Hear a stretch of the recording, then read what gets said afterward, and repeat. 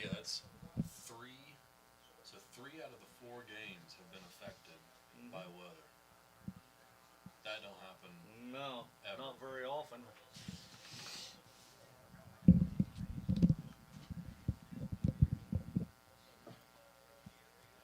Charlie's starting to move around better on that leg. He was jogging over here earlier.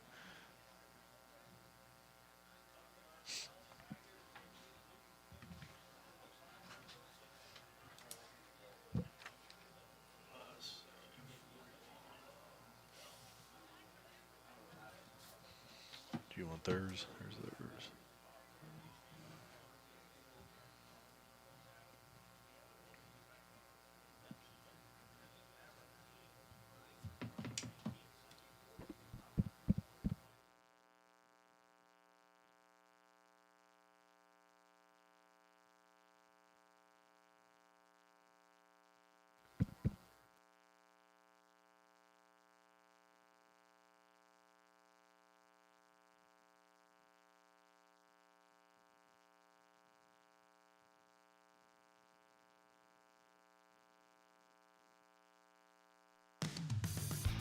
It's time for Paris Tiger Sports on the Paris Sports Network.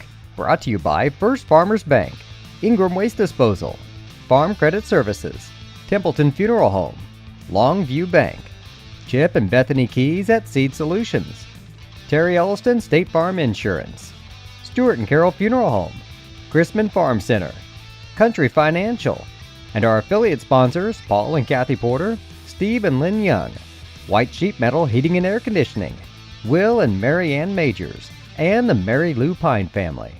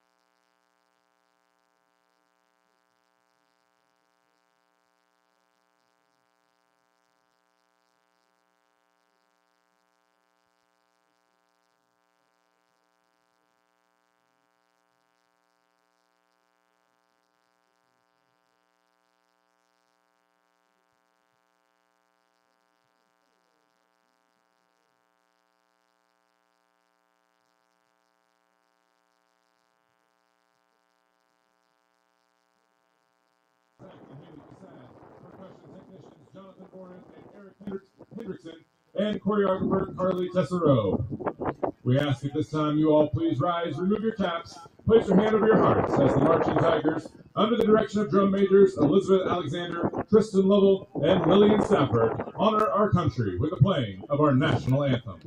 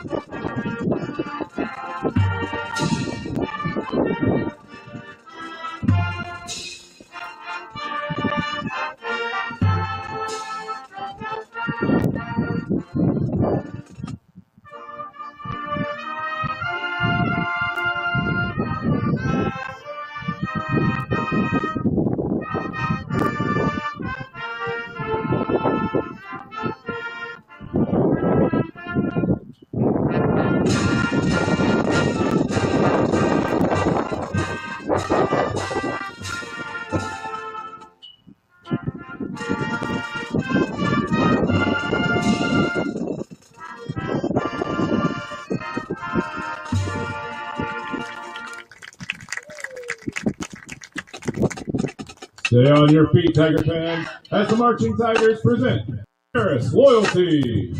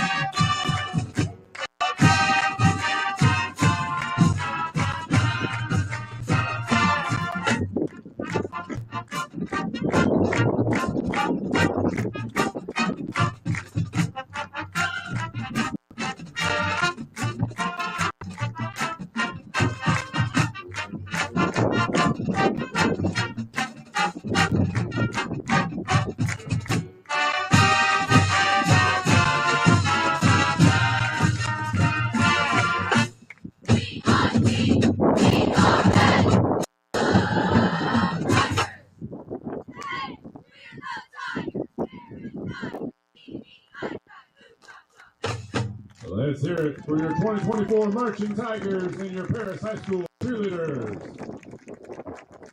Be sure to stick around for this afternoon's halftime, where we will crown the 2024 Homecoming King.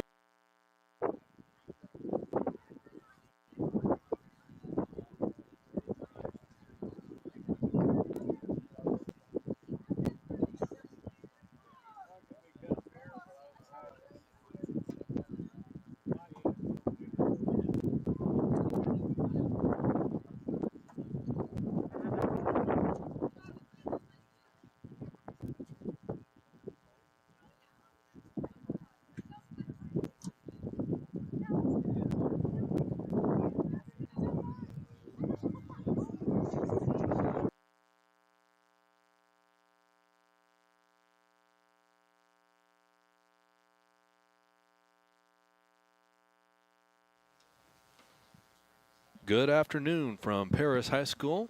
This is Clay Best alongside Lenny Irwin this afternoon for LIC football. One day later from the previously scheduled night game. Let the hurricane pass through, and here we are with still breezy conditions, but no rain.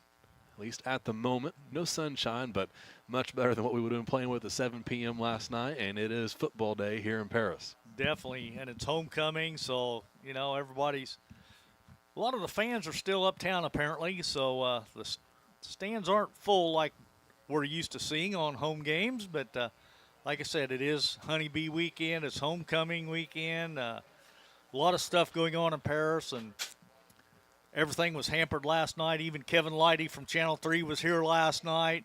He was uptown, but pushed things back a day, and we're here today. So, yeah, stands maybe just 20% full on either side of the field right now as you look on at on the field. Right now the band has created their tunnel for the team to run out onto the field. As right now, Mount Carmel is going to make their way across the track and into the field wearing their all whites. Mount Carmel coming in with an identical record as the Tigers, 2-2 mark. They are 2-0 in the conference, just as Paris is.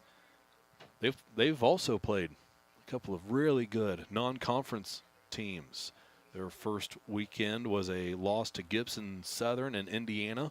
That's a team that is going deep into the playoffs for Indiana football each year. Lost to them 42-6. And then the week following, they played Effingham to a 4-point contest, lost that one 26-22, and since then have put a whooping on Robinson and Newton, 44-13 over the Maroons and 30-8 over the Eagles. So they come in at 2-2.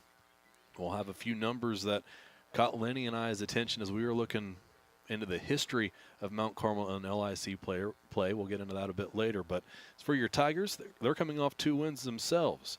After a 35-20 victory over Marshall to crack the win column on the season, they went down to Lawrenceville last weekend and won 27-19, another game that was affected by weather. And that'll bring them into this contest at 2-2. that was definitely a marathon game down there because we had a 2-hour and 20-minute delay, and we started out real positive. I mean, things looked really good. I mean, the very first play of the game, when we got the ball, it was a 83-yard run by Burns right up the middle, and the Tigers opened up a 7-0 lead. And then just like 6 minutes later, it was an 86-yard pass from Rogers to Krippus. And, I thought, well, the Tigers are looking really good tonight, and things are going to really be good. And then halftime came, and we waited, and we waited, and we waited. And Lawrenceville says, well, we can't play Saturday. And, well, I don't think our guys wanted to go back down on Monday. And so we just kind of hung around in the press box and waited, and we finally got the game in. But it was like forever, it seemed like. But ended up being a good game for Burns. He had 9 carries for 115.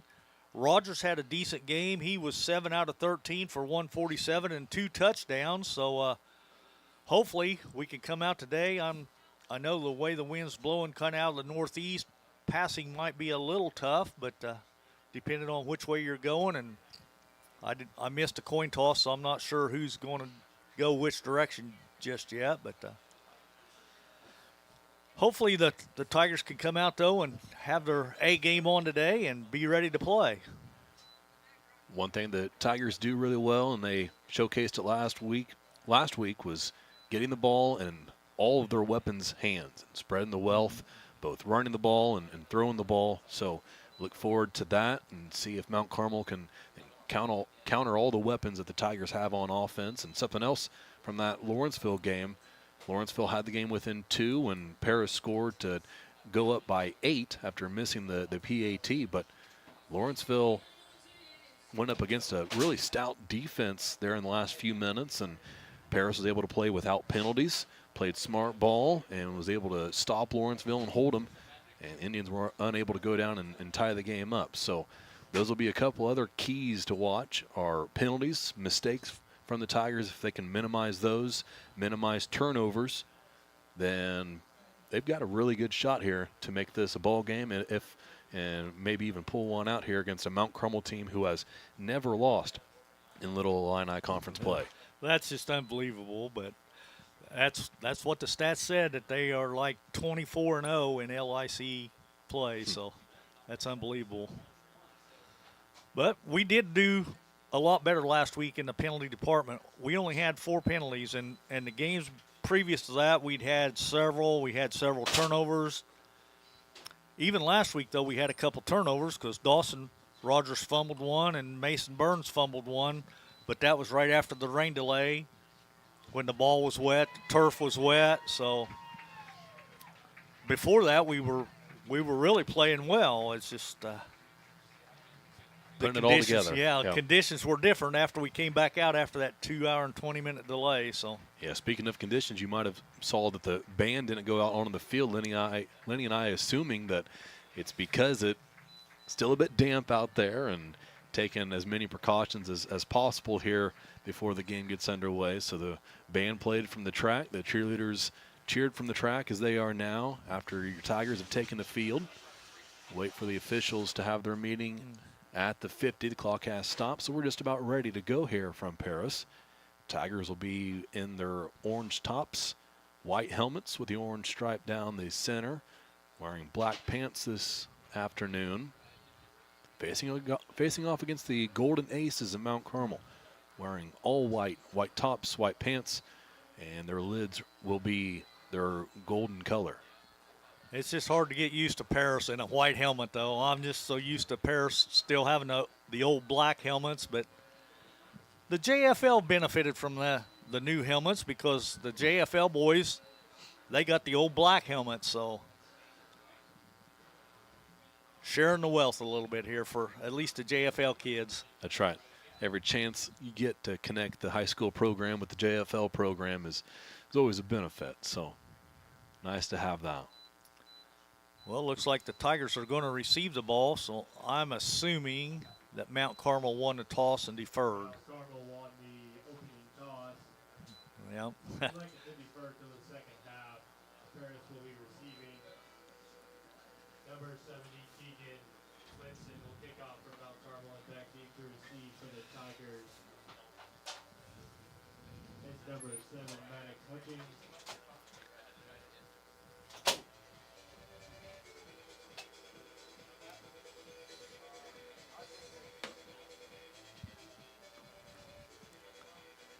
Mount Carmel will kick off. Let's say, are they going to reset the clock?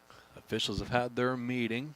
The clock's still at 2:39 now. Something's not right here, guys. Maddox Hutchings is back deep for the Tigers.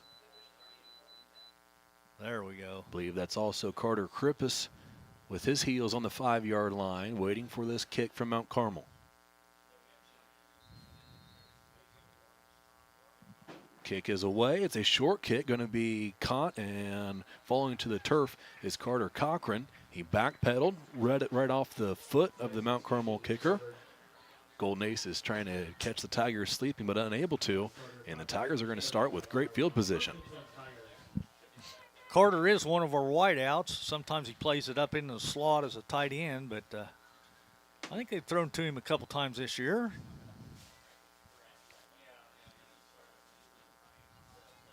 So we are ready for play. Tiger offense out onto the field. Looks like we're going to start from the 39. Drew Rogers takes the snap. Here's a handoff. Mason Burns up the gut is met just a yard or two past the line of scrimmage and brought down there. Gain of a few. It'll bring up second down. Stop was made by a sophomore linebacker from Mount Carmel, Jackson Kling.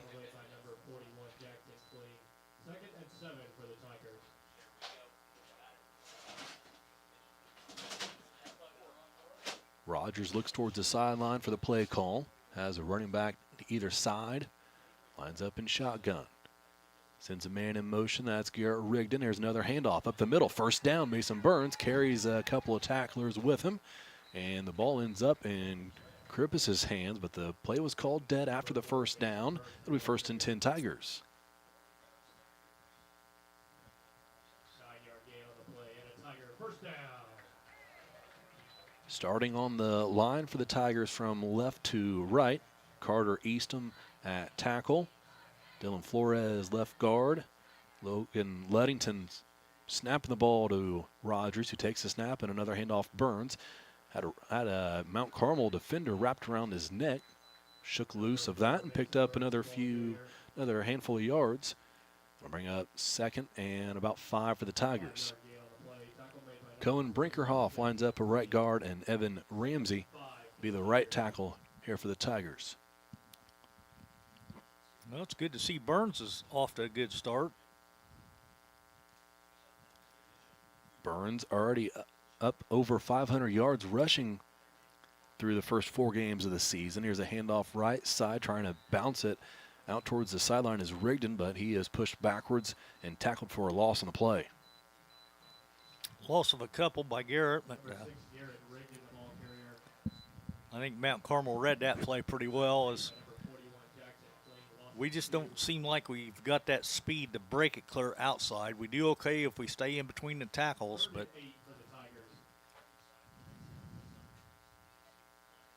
Mount Carmel lines up with 1 safety deep. Snap to Rogers, handoff, coming near side is Mason Burns. He cuts up through 2 defenders. Down the sideline, he's going to be pushed out of bounds, but not before a big gain. Inside the 30, down to the 27 goes Mason Burns. 21-yard gain on the play and a Tiger first down.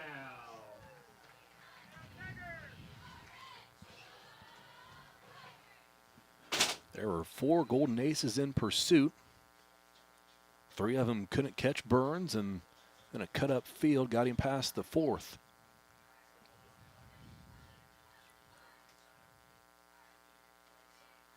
Rogers back in shotgun. 2 receivers wide to the right. He'll run that direction. no, nothing there for Drew. Following Hutchings, but a defender cut up past the tackle and made the stop.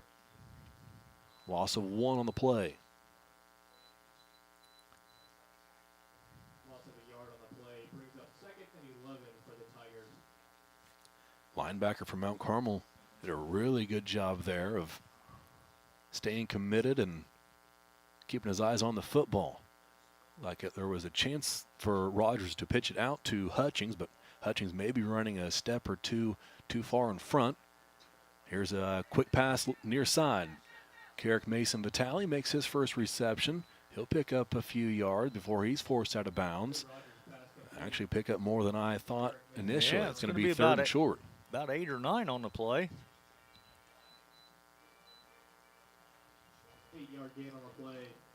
3rd and 3. Great seal block on the edge by Carter Krippus. He did the same thing down in Lawrenceville that sprung that long 80-plus yard run from Burns. Now, I think that was on the pass touchdown that Krippus had the seal. That's a huge advantage when you have a receiver who can block on the edge. Snap to Rogers. 2 Flips steps it to his back to right, goes Rigdon. back left. No. Rigdon is tackled by 2 Golden Aces, but he will pick up a first down. It'll bring up 1st and goal for the Tigers. Well-designed play from the Tigers that time.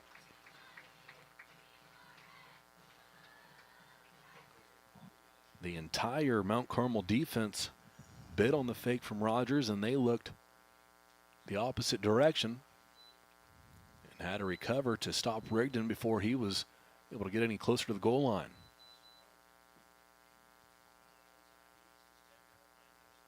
Play call comes in to Drew Rogers. Burns to his left. Snap. Handoff Burns up the middle. Spins around a defender. Shakes loose. Looking for the goal line. He's going to fall just 2 yards short. It'll be 2nd and goal for the Tigers. 6-yard gain on the play. 2nd and goal for the Tigers. Stands have started to fill up a bit more.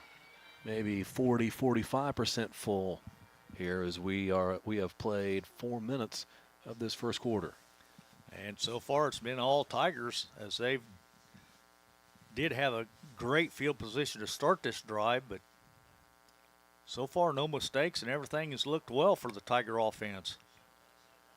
Now to punch it in. Handoff, fake a handoff is Rogers. He tries to go up the middle, but he is stopped and maybe just barely short. Maybe gave him a yard on the play to bring up 3rd and goal.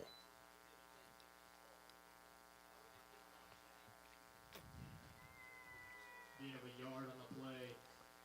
3rd and goal for the Tigers. Got to imagine the Tigers still have 2 chances to punch this football into the end zone. Oh, Well, you would think so. I mean, just 1 yard to go. Here's the snap and a handoff. Burns. He is in. Touchdown Tigers as Burns fought through a couple of tacklers and puts the Tigers on the board.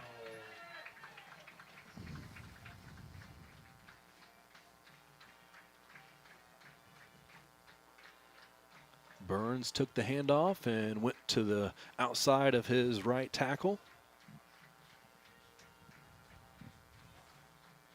And now Garrett Rigdon out onto the field to attempt the PAT.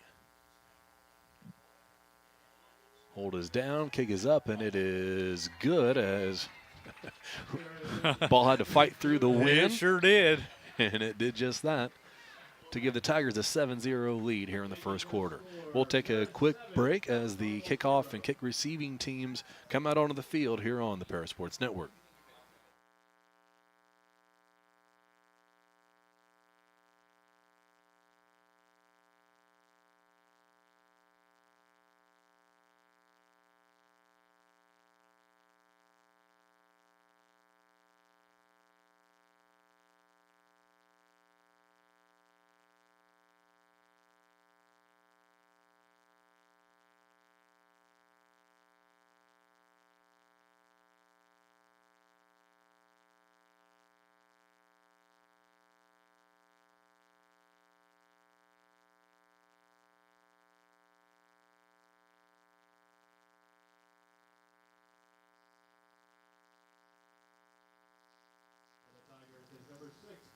Rigdon has the ball teed up at the 40-yard line, ready to kick it away to Mount Carmel. And the Golden Aces will have their offense out on the field for the first time this afternoon.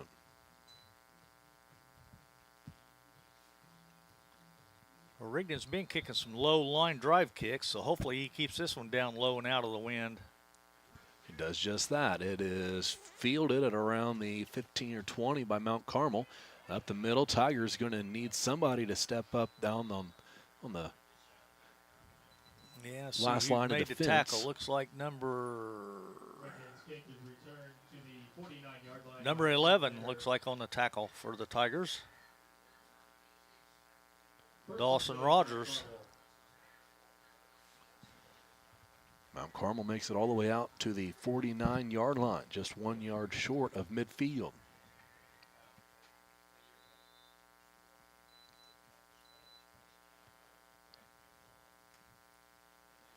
That's where their offense will go to work. 6:52 left, first quarter. Tigers lead 7-0. Extra second to get the correct football out onto the field. Now we're set as Mount Carmel will line up under center. Handoff, spin around, going to the left side, and a gain of 5-6 yards. Number 5, Elliot Ackery, the ball carrier. Ackery on the carry for Mount Carmel. Looks like he got 6. 6-yard gain on the play. 2nd and 4 for the Golden Aces. Nothing fancy, just right up the gut. Oh, he's been their big ball carrier so far this season. He's carried the ball 66 times for 501 yards. Wishbone formation, that's Militonian motion to the left side. Again, it's Ackery, a handoff. He'll pick up the first down after another gain of 5 or 6.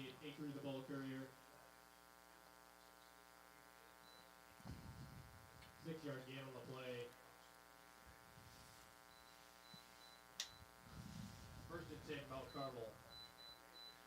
Mount Carmel quarterback Shane Meador looks over to the sideline to get the play call. Reports back to his huddle. The Golden Aces step up to the line of scrimmage, as do the Tiger defenders. All 22 players pretty close together there, based on the formation from Mount Carmel, which looks like we're going to see quite often here this afternoon. Bakery another run. This time he tries to go outside and does for a gain of 4 or 5. 2nd and 6 for the Golden Aces. Haven't seen much variation from any of these 3 play calls, maybe all the exact same. That time was the first time that Acres bounced it out to the outside. Everything's either went up the middle or to the left side, so they're trying to stay away from the right side of the Tiger defensive line. Militoni again in motion, faking a handoff is quarterback Medor. I think he kept it himself that time. He did, and picked up the first down.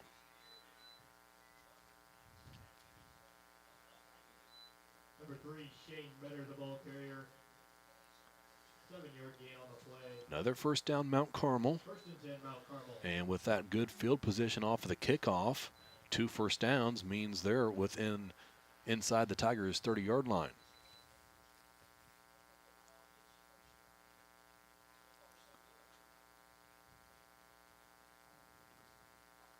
Golden Aces up to the line. Some confusion maybe on their line as they had 2 men change positions before the snap, and this was bottled up quickly. Metter didn't make it that time, and that was the first time they've tried to go to the left side. Evan Ramsey broke through from his right end position. Made the stop after just a gain of 1. Second and 9 for Mount Carmel. Actually, Ramsey shed his defender from the middle of the line. And Metter ran right into his arms.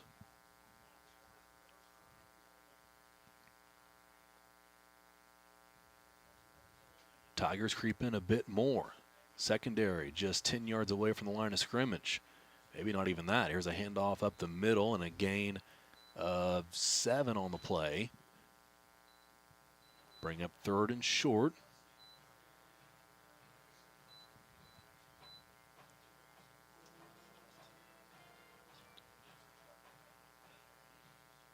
Do not see any kicking stats for Mount Carmel. They are playing with the wind right now. Starting to think ahead to what we can expect from them on 4th downs this afternoon. Back in the wishbone.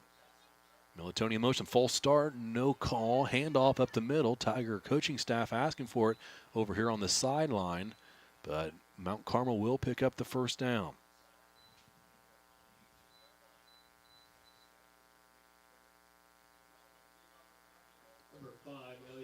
Definitely motion from the right guard of Mount Carmel. Way, yeah. Watching the replay, but nothing called.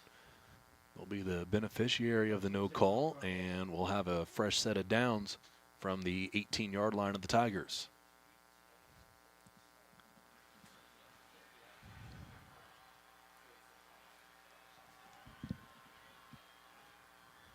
Band starts to make some noise behind the Mount Carmel end zone. Handoff right side and a gain of 3 or 4 on the play. Get a number on that ball carrier.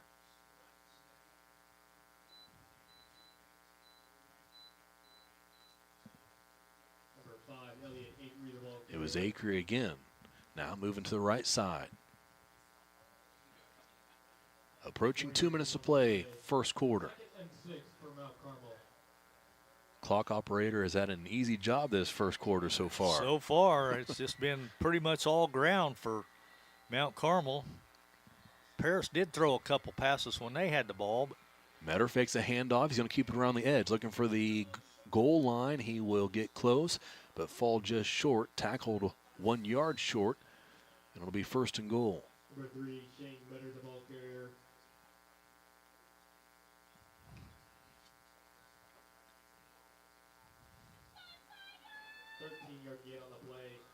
Looks like it was Andre Calhoun over there to make the stop.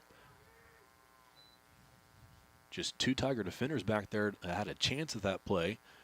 One defender did a good job of keeping the quarterback contained, and that let Calhoun come over from his position to make the stop.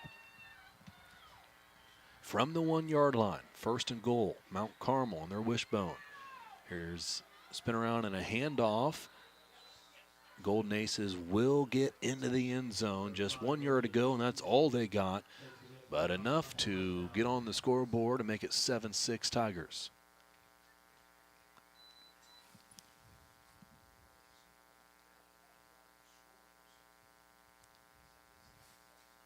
Mentioned the kicking stats or lack thereof from what we're aware of, and it Looks like Mount Carmel's going to line up to go for two.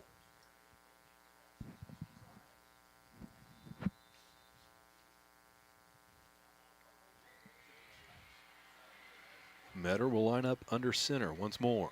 Same wishbone formation. Takes a snap. He's going to follow his blockers and get into the end zone or pushed back. Let's see what the call is. They're going to call him no good. Tiger defense stopped him. That's Calhoun and Drake East. First two over to the sideline in celebration. I'm sure they were a part of it, just as a handful of other Tigers were. Excellent push, and the Tigers from the opposite side of the line snuck in behind and drug Meador down to keep him out of the end zone.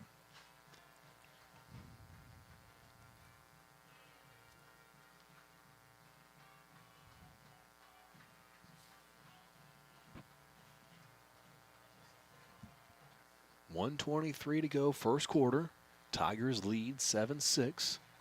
Gave up the touchdown, but not the two-point conversion. So they'll retain the lead. Thanks for joining us here on this afternoon.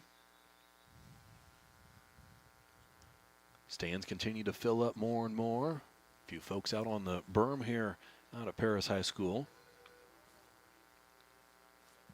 Also, our first thanks to our sponsors who allow us to bring you the games here on our YouTube channel. Be sure to like and subscribe to the Paris Sports Network and be notified every time we go live, bringing you football games, volleyball matches, and the same will be said for basketball once we get into that season.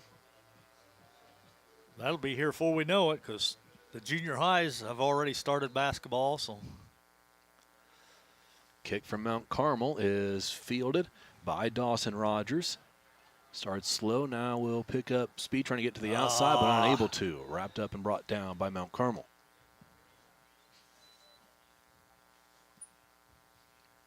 Dawson Rogers makes it up to the 19-yard line. It'll be 1st and 10 Tigers.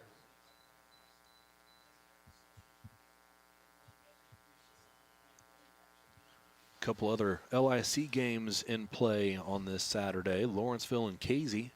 That was already scheduled to be played this evening. That'll be a 7 p.m. kickoff time. Marshall and Robinson, I think, are playing this afternoon as well. Then the only two other LIC teams, Olney and Newton, they had actually moved their game up and played on Thursday evening, anticipating the weather. Tiger offense back out on the field. Rogers takes the snap, hand off to Burns, and he is stopped over on the right side, right at the line of scrimmage for no gain. Number 4, Mason Burns, the ball carrier. No gain on the play. Tackle made by number 5, Elliott Acree. 2nd and 10 for the Tigers. Under a minute to play first quarter. Krippus and Mason Vitale line up wide near side. Rogers in the backfield. Takes the snap, handoff Burns. Burns going to lose yardage. Two Golden Aces broke through the line and made the stop in the backfield. It's going to be 3rd and long for the Tigers. 3-yard loss on the play. Tackle made by number 52, Braden Mason.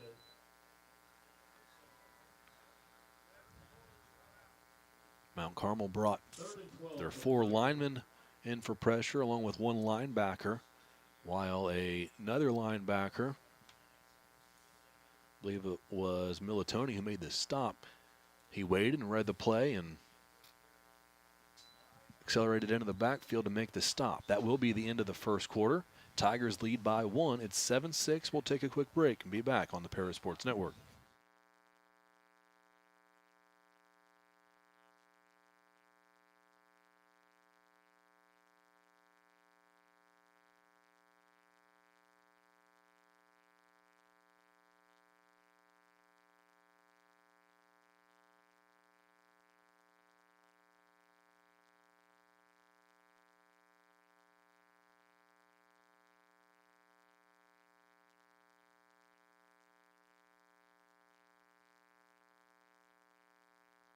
Imagine if your farm lender specialized in agriculture. At Farm Credit Illinois, we reprice loans at no cost. We offer fixed and adjustable loan options tailored to your farm business. When you choose Farm Credit Illinois, you're not just getting low upfront interest rates. You're getting all these benefits and more. You're joining a cooperative committed to helping you succeed. Contact me, Heather Dunn, or Julie Crippen, loan officers at Farm Credit Illinois in Paris at 217-465-7605 or visit farmcreditil.com/contact.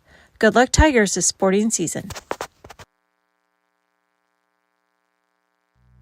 Cornerstone Building Brands is the largest manufacturer of exterior building products in North America, servicing commercial, residential, and repair and remodel markets. They're the #1 manufacturer of vinyl siding, windows, and metal accessories, as well as North America's top choice in metal roofing and wall systems. With an expansive product offering and more than 100 locations, they're committed to providing high-quality exterior building solutions that their customers and communities can count on. That's Cornerstone Building Brands in Paris. Flag on the 3rd play, and too. 12. Pass is incomplete out to the left side. Do have a flag on the play. Penalty marker on the play. Right at the line of scrimmage. It's probably a hold against the Tigers would be my guess. Indication is a hold. And it is on the Tigers. Assume it'll be a decline. There is a signal. It'll bring up 4th down. Holding against And believe the Tigers are going to be forced to punt. penalty is declined. Result of the play will be 4th and 12 for the Tigers.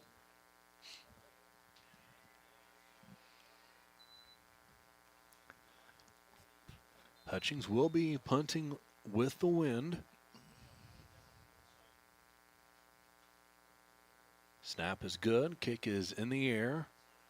And it'll be caught on just the other side of midfield. And a tackle Good is tackle. made quickly right after the catch. Oh, That's there's a Carter flag. Krippus. And he Late might have flag. he might have had to make that tackle while getting held.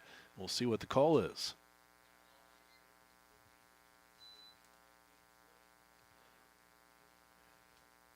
Yeah, it's got to be or a push in the back or a block in the back.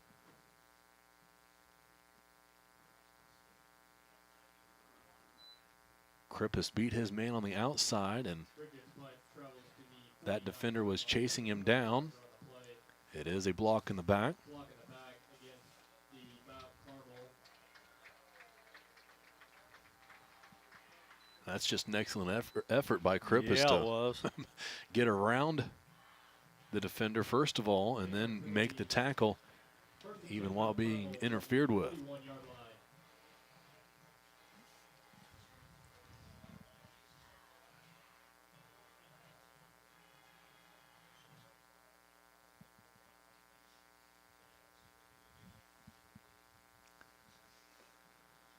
All right, see if our defense could stiffen up now like Mount Carmel's did.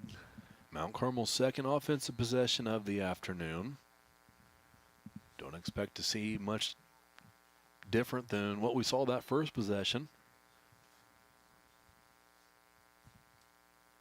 Metter under center. Man in motion to the far side. Faking a handoff is Metter, and he's spun around and thrown to the ground. I believe that was Drake East again who got a hold of him and stopped him after just a gain of 1. 7 yard on the play. Tackle made by number 62, Drake East. 2nd and 9 for Mount Carmel.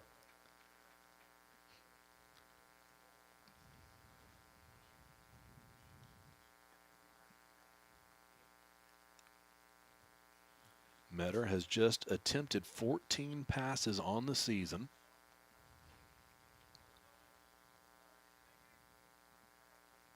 I'd imagine most of those would have occurred in those first 2 games when they played from behind. I was to say, not much there either. That was straight up the middle.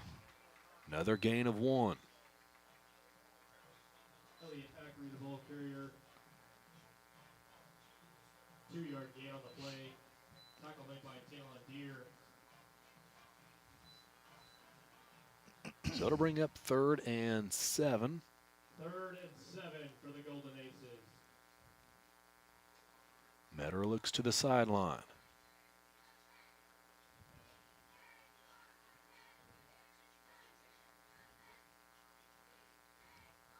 Tigers looking to force this Golden Aces offense into a 3-and-out. Here's a handoff. Second man through.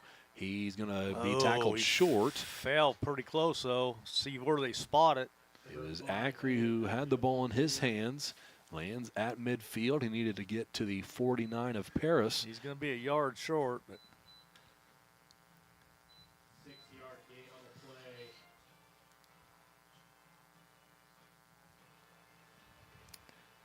pretty sure they'll go for it, being 4th and short. 4th down for the Golden Aces. Appears as though they will. Metter brings his Golden Aces to the line of scrimmage. Barks out signals. Now might have a change of play based on the Tiger defense. Play clock's at 2. Play clock's at 1, and a timeout is called by Mount Carmel. Just in the nick of time before they lost 5 yards. Timeout, Mount Carmel. So with that, we'll take a timeout of our own and be back with this 4th and 1 play on the Paris Sports Network. With 2 convenient locations in Paris and Kansas, Templeton Funeral Home is always there providing the care and service you and your loved ones deserve. Pete, Mark, and the staff at Templeton Funeral Home would like to wish all the Tigers the best of luck this season. Go Tigers!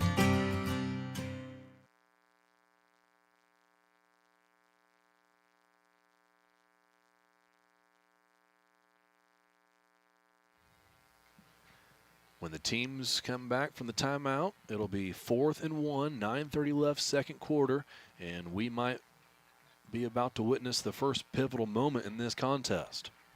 It's definitely a huge down, 4th and short, and you know they're going for it. And if we could stop them short, we would get the ball at excellent field position with the wind kind of behind us. 4th and 1 for the Golden Aces. Let's see which ball carrier is tasked with picking up this 1 yard from Mount Carmel. They have no receivers. Metter under center, takes a snap, handoff Acree. He's through and picks up more than he needs to. Tackled down at around the 43 or 44 of Paris. It'll be first down Mount Carmel. Picked up 7. He only needed 1. 1st and 10, Mount Carmel. Mount Carmel just blocking straight ahead up on the line. Appeared the gap there came between the right guard and tackle for Acree.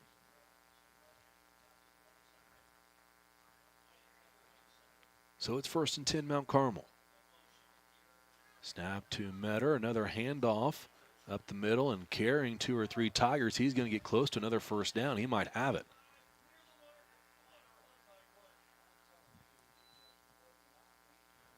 Jackson Kling, number 41 that time on the carry. 10-yard gain on the play. 1st and 10. Kling actually leads the team in touchdowns with 4 on the season. Well, you can see why if he runs like that all the time. Listed at 5'10", 220.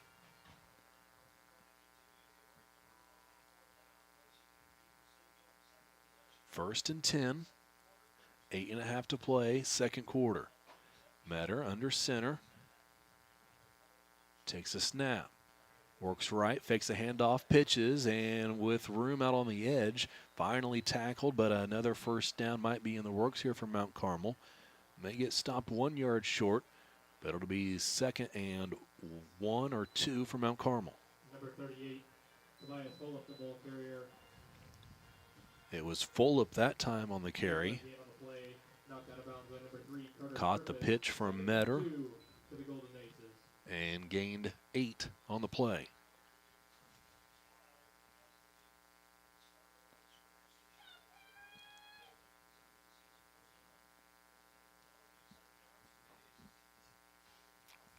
Once again, they have no receivers.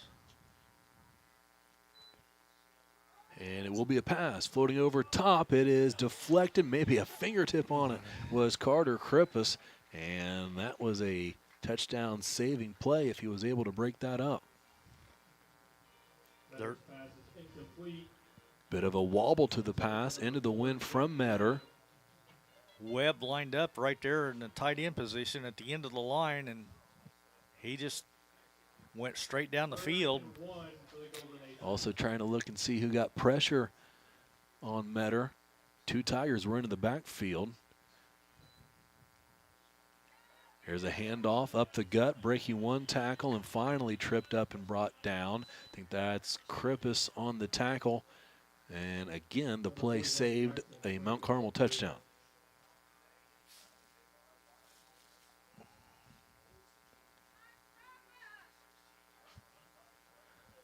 First down, Mount Carmel. It'll be 1st and goal from the 9-yard line.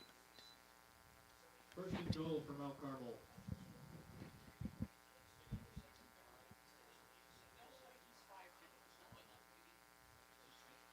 Metter under center. Sends a man in motion to the right. Handoff up the middle. This is Acree. He will get just a couple yards away from the goal line before he stopped.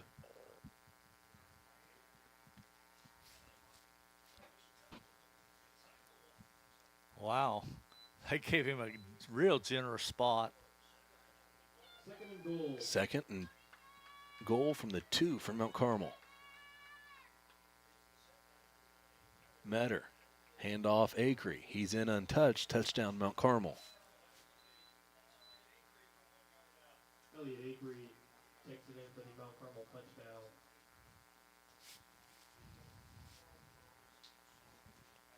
Acree scores and makes it 12-7. We'll see what Mount Carmel's play call is here for this 2-point conversion. Chance to make up for the missed opportunity on their previous touchdown.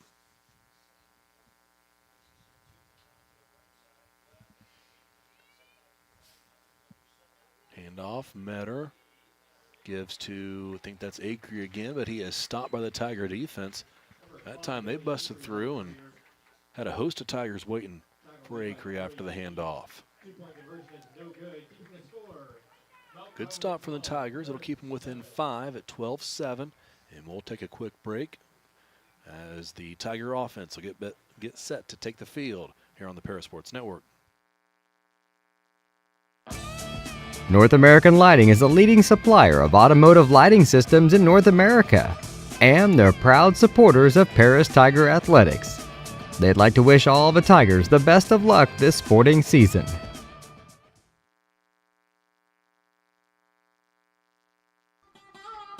Located at the Paris Airport, Seat Solutions wants to wish the best to all Paris Tiger teams this season.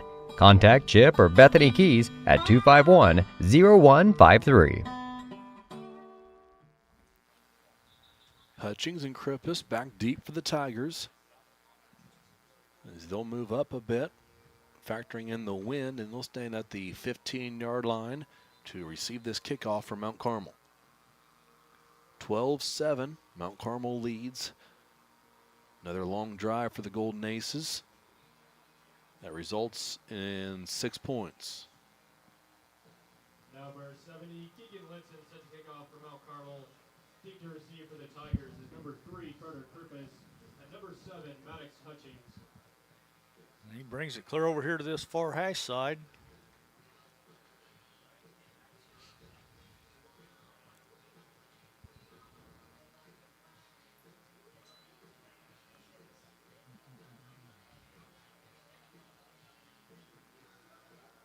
Field is set.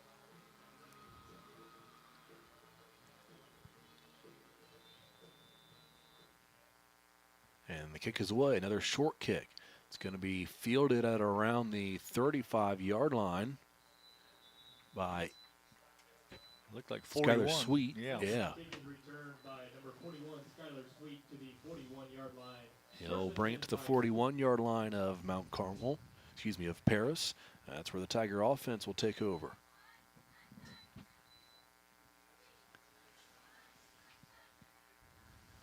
All right, boys, we need to put a drive together now.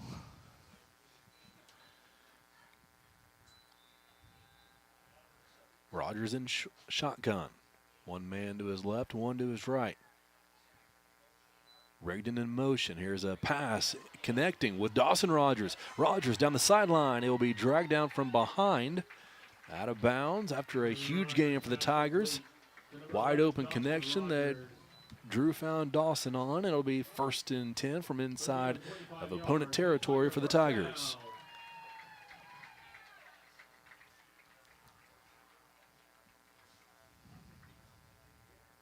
Mount Carmel had to resort to a tackle that's no longer legal in professional football. That's might not have been able to see it on the stream, but Golden Aces use a hip drop tackle to bring down Dawson Rogers as the defender slid on his butt and wrapped around Rogers' ankles to bring him down.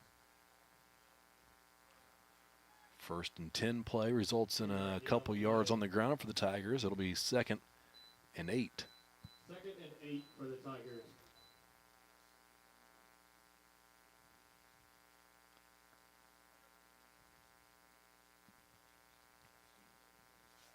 Burns got the carry on the 1st down play. He stands to the right of Drew Rogers. Rigdon to the left. Rogers, another pass, finds his man on a quick curl out to the left side. Oh, there's a flag comes in, maybe a face mask. It's a 1st down no matter what for the Tigers. We'll check on the penalty. Number 3, Carter Purpose, penalty marker on the play.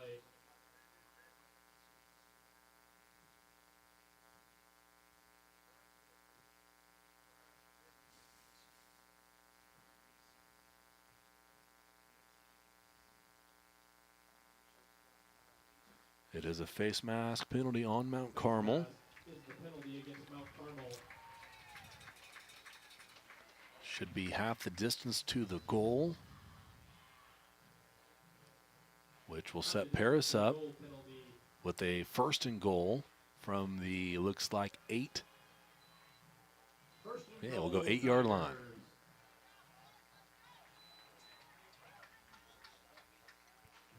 Tigers moving quickly.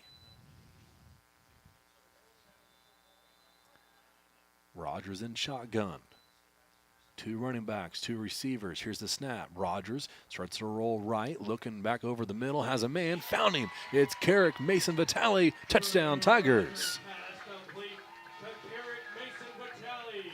Tigers back on top, it's 13-12. I'm liking it.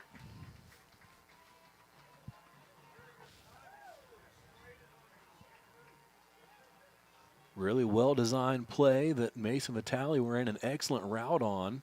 His first few steps, he moved towards the left. Then as he saw Rogers scramble to his right, Carrick came back right and was wide open. Held on to the pass to score the touchdown, and the extra point is good from Rigdon.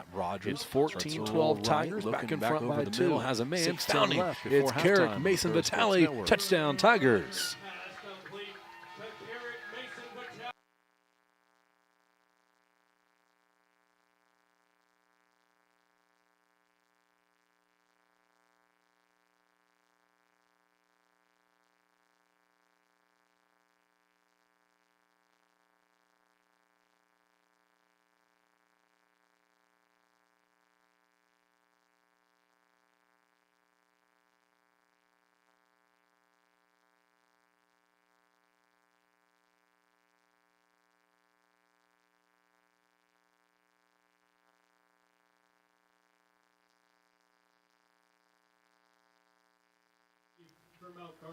Garrett Rigdon and the kickoff team for the Tigers out onto the field to kick this one away to Mount Carmel. Their returners continue to back up, now find themselves on the 10-yard line.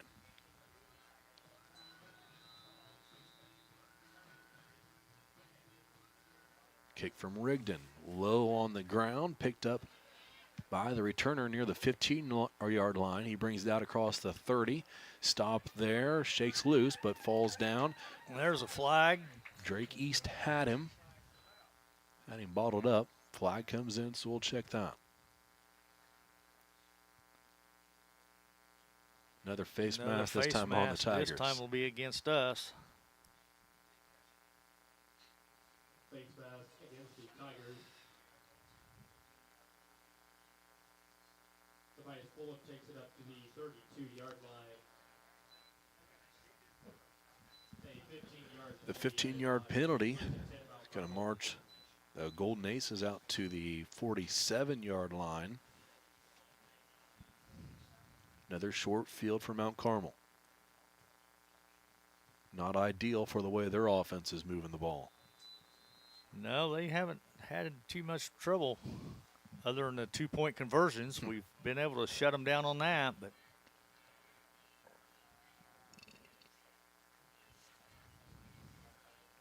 Metter leads his team back out onto the field. He will line up under center.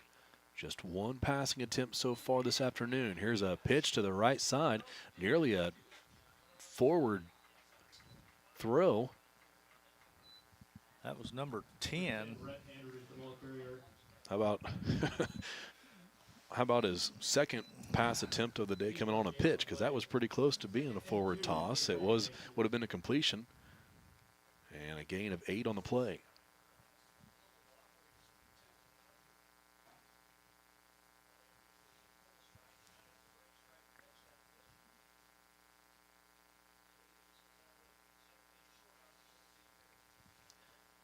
Second and 2 for Mount Carmel. No receivers. Man in motion. Metter. Handoff. This is Acree up the middle. Picks up first down. And will be tackled in the middle of the field right at the 38-yard line of Paris. 7-yard gain on the play. First and 10, Mount Carmel.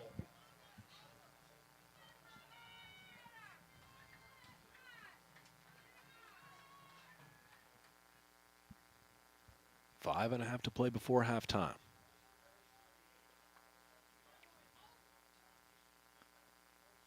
Metter under center. Takes the snap, handoff, Acree. He's bottled up quickly. Good stop there from the Tiger defense. Gain of 2 on the play. They'll bring up 2nd and 8. 2-yard gain on the play. 2nd and 8 for Mount Carmel.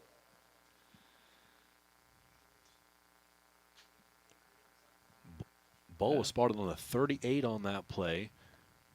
The deepest Tiger, his heels were on the 31-yard line. That tells you how bunched in tight everybody is here in this play.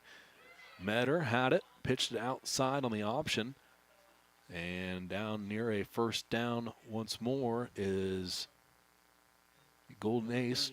Catch a number on that. It was full up again. Fulop has had a few carries bouncing outside, mainly on that toss play or the option play for Mount Carmel. 5-yard gain on the play. It did stop him short, pushed him out of bounds, and it'll bring up 3rd and short. We need to really stop them on this drive because they're going to get the ball back to start the second half. So it would really be nice if we could shut them down here. Metter, handoff. Acree bouncing through the hole. He's going to pick up a first down after the gain of 3 or 4. Number 5, Elliot Acree, the ball carrier.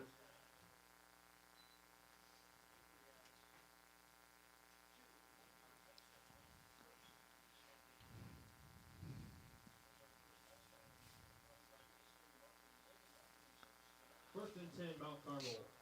Looks like the rain's moving in too, a little bit anyway, at least a shower. Handful of umbrellas being opened up here in front of us. Hand off to Metter. He's going to keep it himself, trying to get around the edge, unable to. 2 Tigers combined to make the stop. It's Calhoun and Krippus. Carter Eastham and on the pile as well. And we'll bring up 2nd and 9. 2nd and 9 for Mount Carmel. Maybe even more than a drizzle. A lot of folks scrambling here in front of us. They are.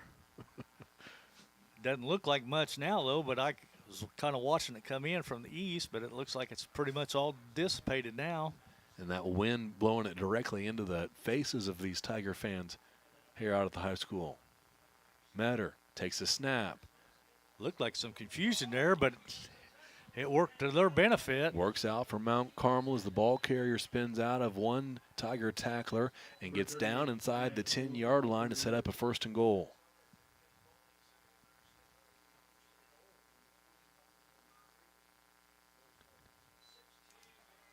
Takes it to the 9-yard line. Tackle made by number 4, Mason Burns. 1st and goal, Mount Carmel.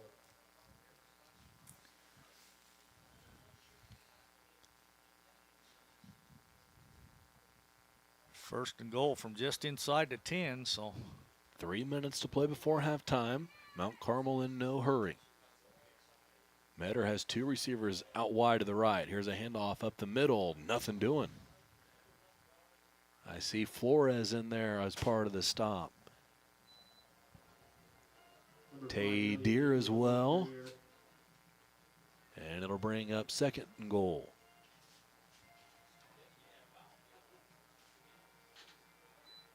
No gain on the play.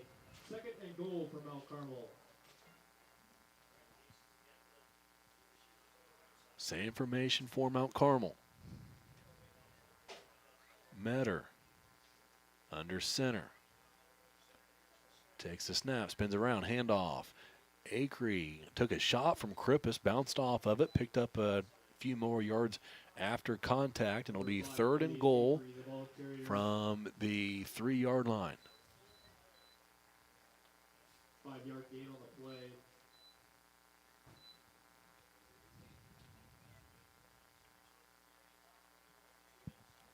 $1:50 to play. Tigers have all 3 timeouts left. We'll see if they decide to use one, if they're able to stop Mount Carmel on this 3rd down play. well, like you said, Mount Carmel seems to be in no hurry, so 7 seconds on the play clock. they actually got a couple wideouts this time as well. So Metter hands off. No gain, maybe 1 or 2 on the play, but not enough to get into the end zone. Tigers stop him short. It'll be 4th and goal. 1:15 to play. Number 5, Elliot Acree, the ball carrier. 2-yard gain on the play. Mount Carmel is lined up with 2 wideouts to the right last 3 plays. Let's see if they stick with that or go back to their wishbone.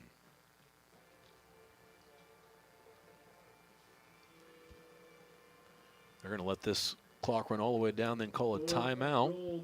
They have 2 left in the half, so they'll use 1 here. And there'll be 43 seconds left when play resumes. Let's take a quick break and be back here to finish out this first half on the Parasports Network.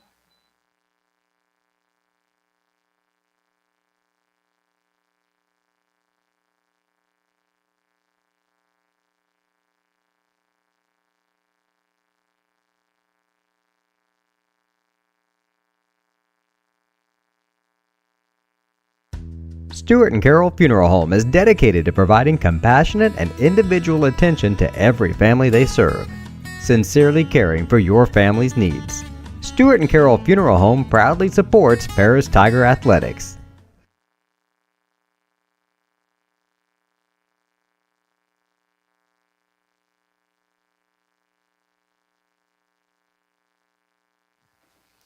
.43 seconds left. 4th and goal for Mount Carmel. Lenny, any predictions? I'd like to see us stop them, but they're pretty tough to stop. We have been pretty successful on the 2-point conversions, but this is like 4th and 1 from the 1. So Giving it to Acree, or are you going to the outside? I would. If it's not broke, don't fix it. That's what I was always told. And so far, I've got him 18 carries for 64 yards. So, but they might do something different just to change us up. So who knows? Metter under center. Here's the snap. Fakes a handoff to Acree. He didn't make it. He slipped. He fell down. Tigers stop him. Metter spun around, faked the handoff to Acree, and as he tried to get his momentum, started to back up towards the goal line, spun out with his left foot and fell to the turf. Tigers stop him 1 yard short. So now the Tigers got 3 timeouts. I'm pretty sure they will use them all on this drive. See if we can come away with some point, maybe even a field goal if nothing else. There is just 38 seconds left, and one false step from last weekend was a safety for this Tiger offense. So first order of business, get out of the shadow of your own goalpost.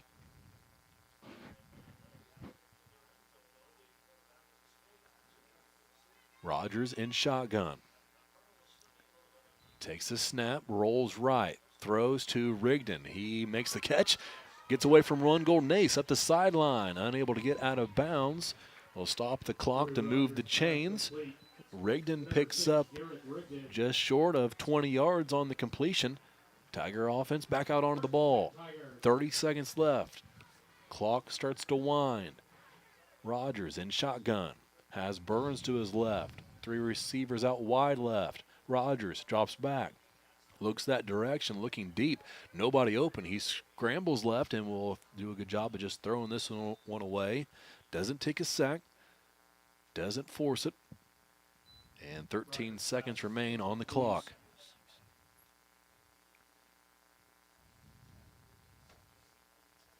Second and 10 for the Tigers.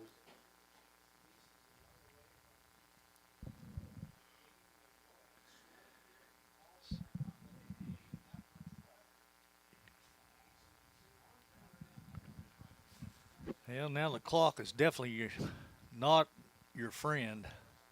There's only 13 seconds left, so you might have time for maybe 2 Hail Marys, and that's going to be about it. Play call coming in to Drew Rogers. Communicates with his running backs. Now calls for the ball after sending Burns in motion. It's going to be hook and ladder. Burns has it on the pitch from Krippus. They were ready for it, though. Pitch came probably a bit too early from Krippus. And that allowed Mount Carmel to see it, read it, and go make the play. And that'll be the last play of the first half. Tigers will take a 2-point lead into the break. It's 14-12 Tigers. They lead over Mount Carmel here on Homecoming. This is the Paris Sports Network.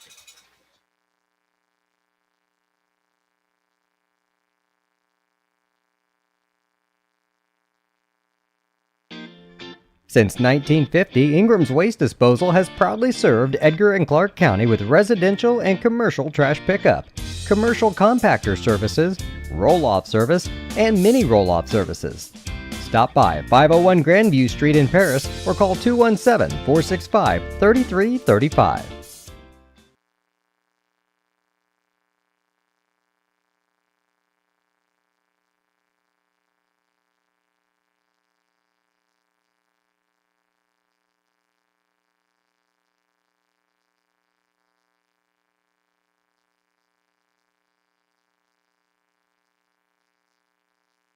Time the 2024 Homecoming Court. Starting with our freshman attendants, Palin Camp and Levi Bartley.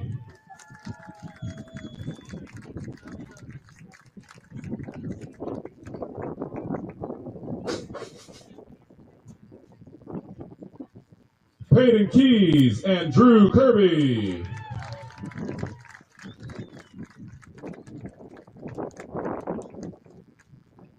And Natalie Bridgewater and Daniel Lopez.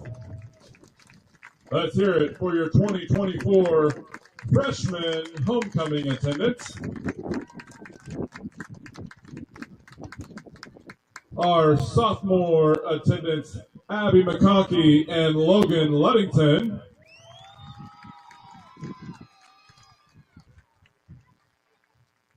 Allison Wyrick and Mason Rimmel.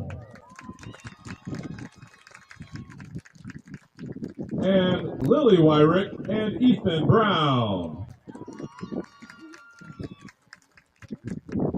Those are your 2024 sophomore homecoming attendants.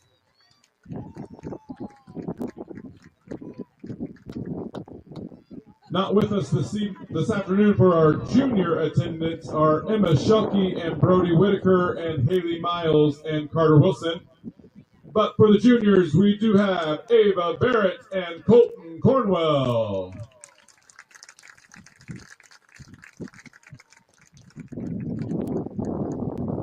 Next up for the juniors, we have Alina Leader and Braden Rogers.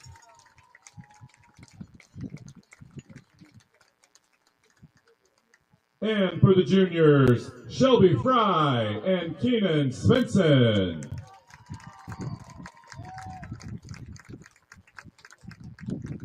Let's hear it for your junior homecoming attendance.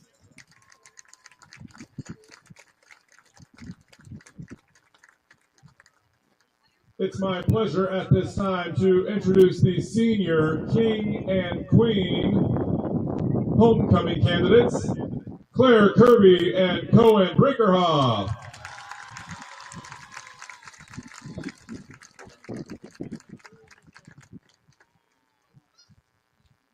Carly Longest and Graham Templeton.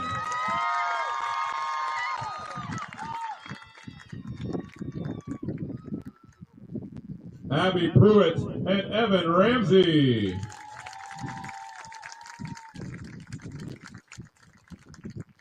And Gracie Watson and Drew Rogers.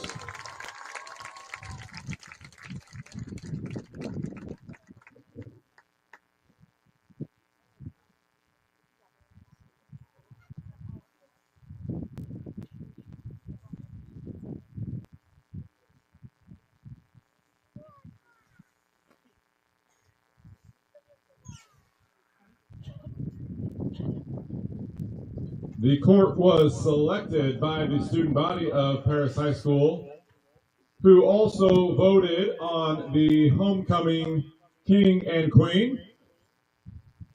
We would like to welcome back the 2023 homecoming king and queen, Calvin Rigdon and Madeline Ramsey. They are here to crown the new 2024 homecoming king and queen. We will start with the first attendant to the king. This year's first attendant to the homecoming king. Let's hear it for Drew Rogers. And our first attendant to the homecoming queen, Carly Longest.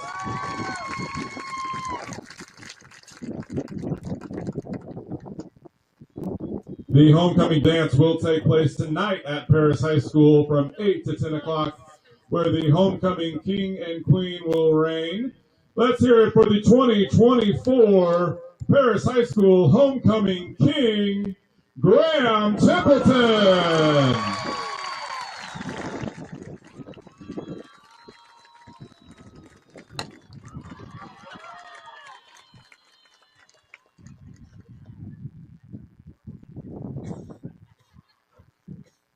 And joining him this year as homecoming royalty, let's hear it for your 2024 homecoming queen, Gracie Watson.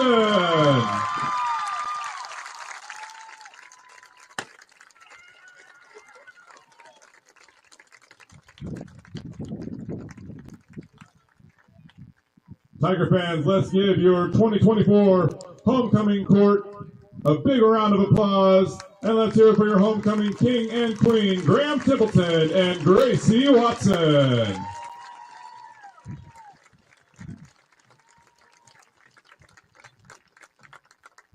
At this time, the Marching Tigers are going to head to the track for their halftime performance.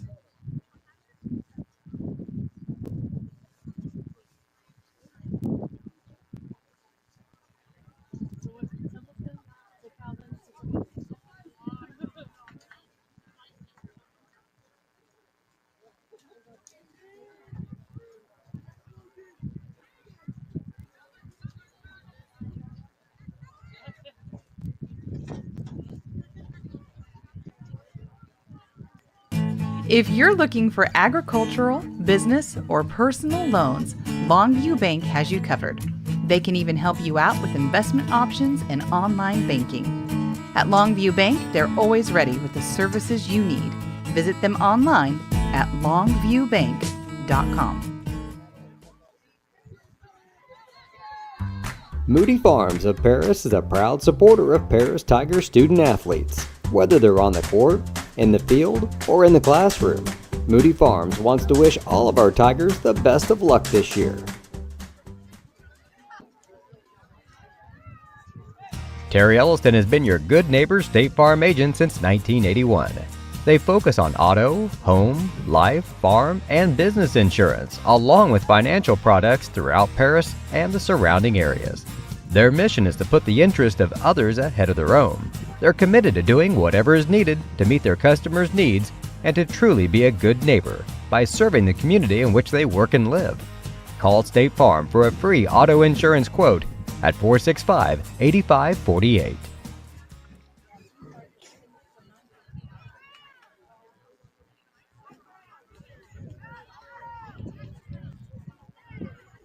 For nearly 100 years, farmers have counted on FS to provide agriculture-related products and services.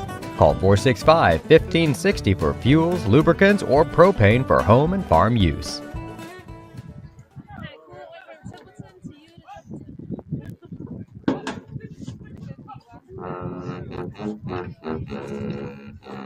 We are many, we are one. You have so much to give, continuing what we've begun, helping our families to truly live. I will, you will, together we will show some heart, do our part, take a compassionate stand for good, forever, for Edgar County, ECCF. Edgar County Community Foundation.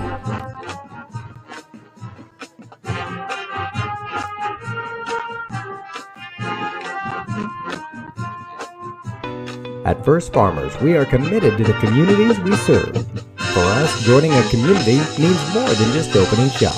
We want to see businesses thrive, generational farms succeed, and local families continue to put down roots and growth. Whether you're looking for a farm loan, managing a business, building a nest egg for a new home, or searching for the personal financial tools that will set you up for financial success, we've got you covered. At First Farmers Bank and Trust in Paris.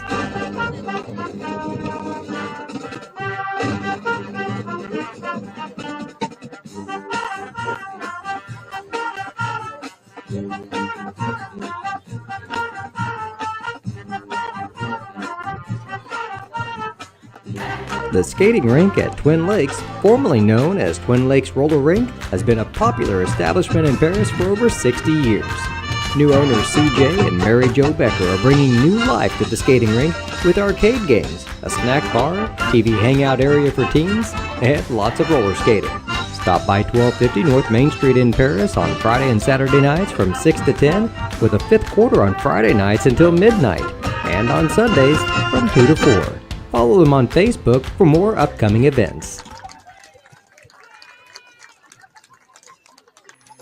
Family owned in Paris for 38 years, Savoya's Pizza is the place for real Italian food. Be sure to try their famous pizza nuggets and follow them on Facebook for their latest specials. Stop by 327 North Main Street for carryout or call 217-463-2500 for delivery.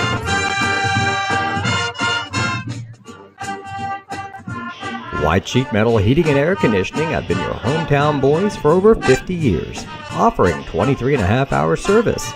That's right, they need a half hour for coffee. Call John at 217-465-3195.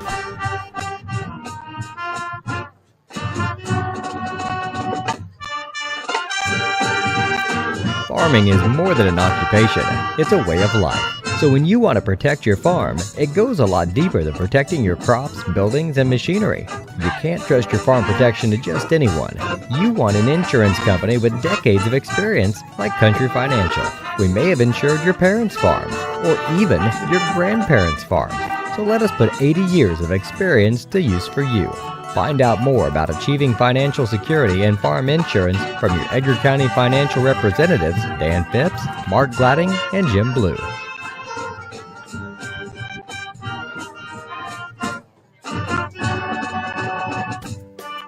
Make plans to attend Lake Ridge Christian Church this Sunday, either for their traditional service at 8 a.m. or their contemporary service at 10:30 a.m. There's something for everyone at Lake Ridge, from infants to the more seasoned generation. Visit their website at lakeridgechurch.org or find them on Facebook to watch their service each Sunday morning at 10:30.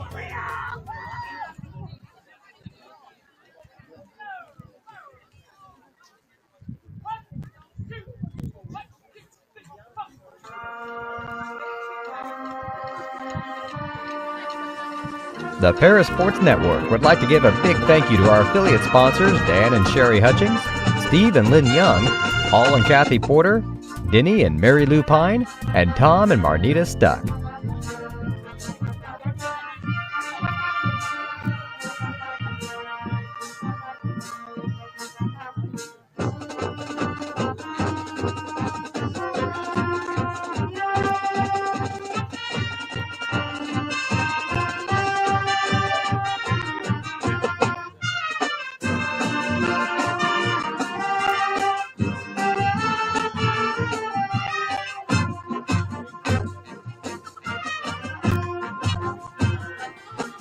Located at the Paris Airport, Seat Solutions wants to wish the best to all Paris Tiger teams this season. Contact Chip or Bethany Keys at 251-0153. Imagine if your farm lender specialized in agriculture. At Farm Credit Illinois, we reprice loans at no cost. We offer fixed and adjustable loan options tailored to your farm business. When you choose Farm Credit Illinois, you're not just getting low upfront interest rates. You're getting all these benefits and more. You're joining a cooperative committed to helping you succeed. Contact me, Heather Dunn, or Julie Crippen, loan officers at Farm Credit Illinois in Paris at 217-465-7605 or visit farmcreditil.com/contact. Good luck, Tigers, this sporting season.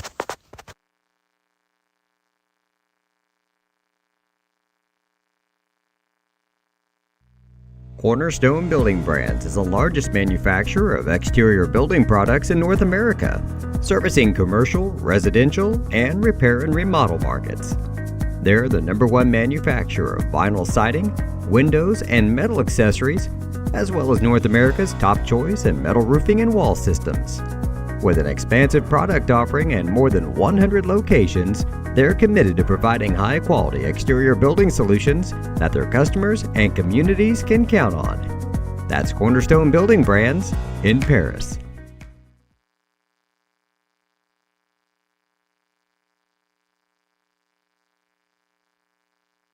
With 2 convenient locations in Paris and Kansas, Templeton Funeral Home is always there providing the care and service you and your loved ones deserve. Pete, Mark, and the staff at Templeton Funeral Home would like to wish all the Tigers the best of luck this season. Go Tigers!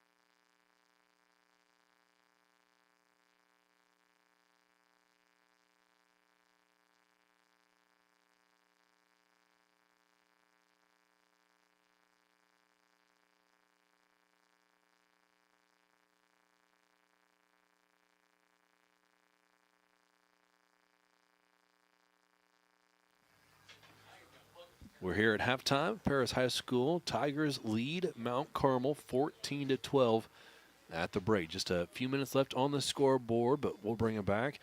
And I'll turn it over to my partner, Illini Irwin, to go through first half stats for you. All righty, thank you, Clay. We'll start with the Mount Carmel Aces. Their quarterback, Shane Metter, carried the ball 8 times for 27 yards. Elliot Acree, the big powerhouse back, 18 carries for 64 yards. Jackson Kling had 2 carries for 28. Tobias Fulop had 3 carries for 30. And Andrew Rhett had 1 carry for 8 yards. Throwing the ball was pretty much non-existent for Mount Carmel as they were 0 for 1. They only had, like I said, the 1 attempt, and it was broken up by Carter Krippus. Their scoring came with 1:23 to go in the first quarter on a 1-yard run by Acree. The 2-point conversion was no good. And at that point, the Tigers were up 7-6. That capped off a 51-yard drive. Then at 7:18 to go in the second quarter, it was again a 1-yard run by Acree. The 2-point conversion again was no good. And at that point, they went ahead 12-7, and that capped off a 59-yard drive. And that's their stats. For your Tigers, Drew Rogers has 2 carries for no yards. Mason Burns has 9 carries for 45. Garrett Rigdon has 1 carry for a -2. And Maddox Hutchings hasn't touched the ball, or Andre Calhoun. Throwing the ball, Rogers is 7 out of 9 for 88 yards. Catching the ball, I've got Mason Vitale has 2 catches for 17. Carter Krippus has 2 catches for 15. Garrett Rigdon has 2 catches for 26. And Dawson Rogers has 1 catch for 30. The Tigers scoring actually came first in the game as we took the opening kickoff, marched it all the way down, and with 6:59 to go in the first quarter, it was a 1-yard run by Burns. The kick was good, and the Tigers led 7-0 at that point, and that capped off a 61-yard drive. Then with 6:10 to go in the second quarter, it was a 9-yard pass from Rogers to Vitale. The kick was good, and the Tigers led 14-12, and that capped off a 59-yard drive. And that's where we stand right here at halftime now, with your Tigers on top of Mount Carmel, 14-12. Thanks for that, Lenny. Under 3 minutes to go before the second half gets underway. Tigers back out on the field. They've gone through their stretches. Mount Carmel is doing the same. Half their team was already out. Here comes the other half. Check in on the Marshall-Robinson game. That game is scoreless at the half. So it was a 1 p.m. start for those 2 LIC teams. Marshall is 1-3 overall, 0-2 in conference. Robinson also 0-2, but they are winless overall, 0-4 on the season. Quick look at the rest of the LIC standings. There are 4 undefeated LIC teams. Paris and Mount Carmel, both of these teams are at 2-0. Casey is 2-0. They're 4-0 overall. And Olney is at 3-0, 5-0 overall, but have played a really weak schedule. So we'll see what they look like when the Tigers meet up with Olney here in a few weeks. But one thing winning does is it builds confidence. It so definitely does. sometimes it doesn't matter who you're beating. As long as you're winning, then you start to feel it and have that motivation and momentum carried week to week. Well, this would definitely be a big shot in the arm for us if we could knock off Mount Carmel, because, like I said, since they've joined the LIC conference, they are 24-0 in conference play, and that's just unbelievable. So Tigers still have Robinson and Newton on the schedule, a couple of the weaker teams in the conference. So we are 4 weeks in. It's time to start thinking about how to find your way into the playoffs. And, You need 6 to guarantee it, 5 to qualify. So how do you get to your 5? You start looking at those weaker teams and expect those as must-win games, and now you got to win 1 or 2 other ones, and this is one of those, one or 2 others. And right now, you know, I mean, this game is ours to win right now. All we got to do is, you know, stop them on this opening drive because they're going to get the ball back to start. So if we could stop them on this opening drive, we could put together another long drive like we did in that first quarter where we took over half the quarter, marched it down and scored. If you go up, you know, by more than one possession, things are really looking good in your favor. So at that point, you start forcing Mount Carmel to do things they're not comfortable doing. Exactly. Kind of get them out of their comfort zone and out of things that they're accustomed to doing. And so far, they haven't showed any tendency to really want to put the ball in the air at all. So Mount Carmel will be playing with the wind in this third quarter, which means the Tigers will have that advantage in the fourth quarter.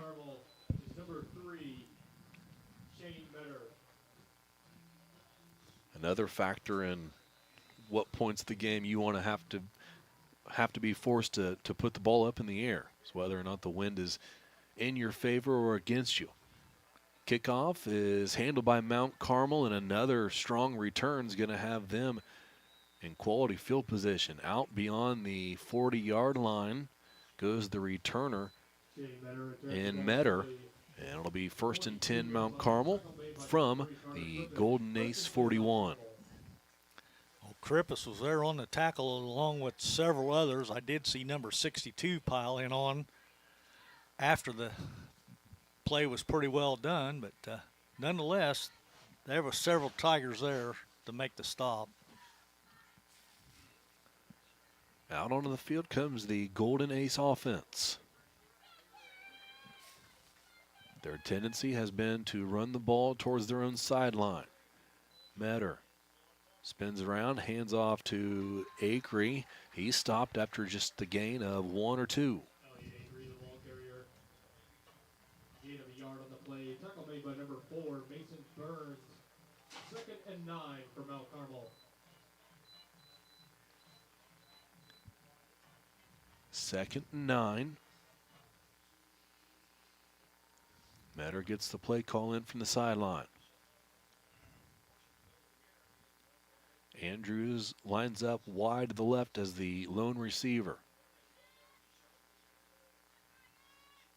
Metter takes the snap, fakes a handoff, slips again. He goes down, and it's going to be no gain on the play. And 3rd and long, what Mount Carmel will face.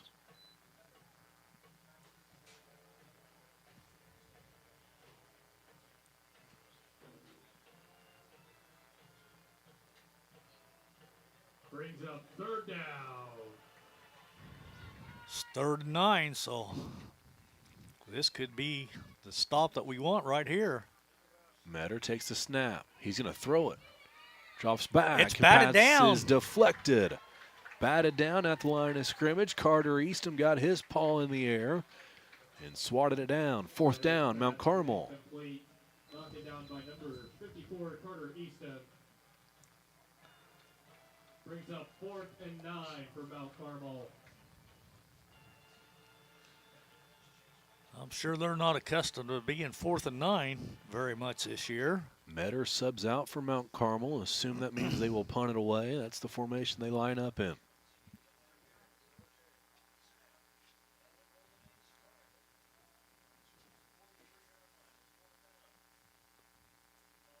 Snap is good. Kick is away. A high kick. Looking to use that wind. Hauled in by Krippus.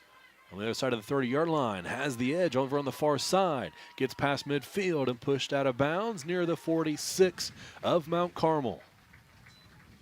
Wiggins' punt is returned by number 3, Carter Krippus, to the 46-yard line. 1st and 10 Tigers.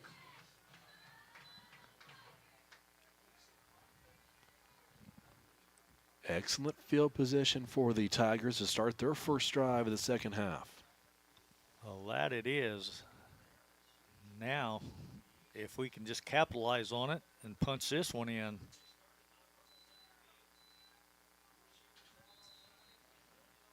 Rogers in shotgun.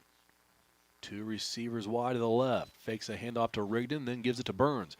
Burns picks up a few yards, gets down close to the 40, and he's tackled there after a quality gain.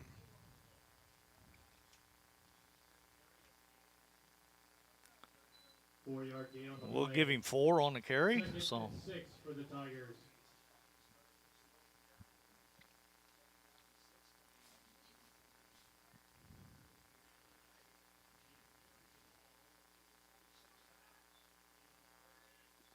Rogers sends Burns in motion. Whistle blows, and that'll stop the play before it gets started. False start on the Tigers.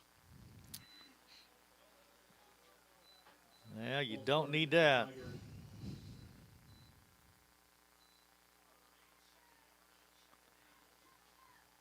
Five-yard penalty remains. Second down. That pushes the Tigers back beyond the original line of scrimmage. 2nd and 11. Rogers in shotgun. Again, Burns in motion. Turns around and faces Rogers. Fakes a pass there. Goes up top for Krippus, who nearly There's catches flag it. on the play. Flag comes in. Yep. It's going to be pass interference. And I do want to watch the replay because this was very close to being actually perfectly timed by the defender. And Krippus, I thought, was still going to come up with the catch. Had it on his fingertips. Made an excellent effort to haul it in. But the Tigers will take advantage of this penalty.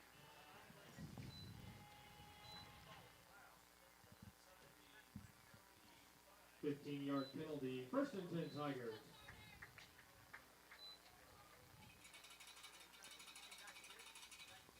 Ball will be moved up near the 30-yard line. Sitting at the 32, 1st and 10 Tigers. Here's the snap to Rogers. Handoff Burns. There's Burns a flag on the play. Shakes loose of one tackler in the backfield, then picks up maybe a foot. I think we got somebody for holding. Now illegal block. Illegal block against the Tigers.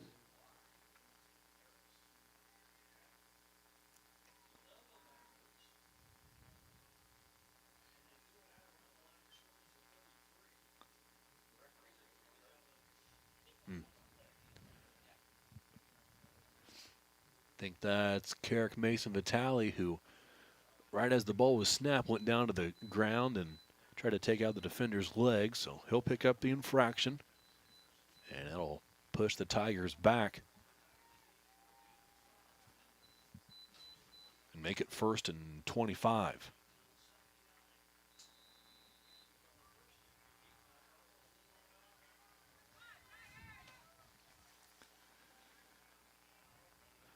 Rogers in shotgun, calls for the ball. Drops back, rolls to his left, looking downfield, fires over the middle, has a man, and it's wide caught. open. It's Dawson Rogers. He will go into the end zone. Touchdown, Paris. I say I don't see any flags, so. Dawson Rogers for the Tiger touchdown. 20 to 12. Huge passing play from Rogers to Rogers. 47 yards.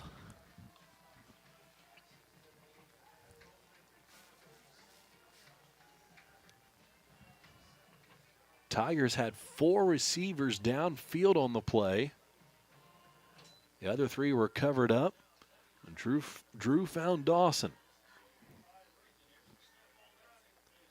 Floated a ball over the defender's head into the hands of Dawson for 6.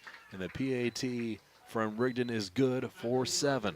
21-12. Tigers take a 2-possession advantage. Back, rolls over to his Mount Carmel here on downfield. Fires over the middle, has a man, and it's wide caught. open. It's Dawson Rogers. He will go into the end zone. Touchdown, Paris. I say I don't see any.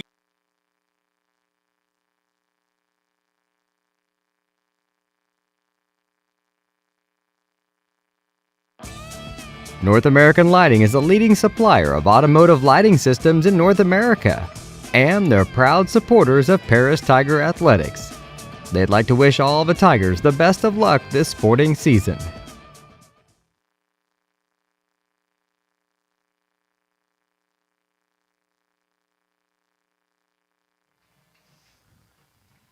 Rigdon has the ball teed up, ready to kick it away to Mount Carmel.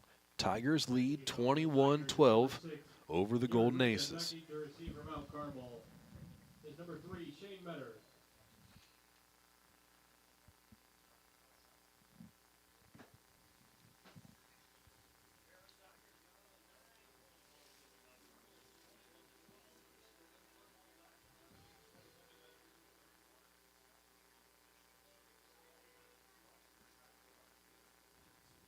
Brief delay right now. I'm not sure what the delay is all about. One official standing on the far side over on the track. Head official was over that direction having a discussion with somebody on the sideline.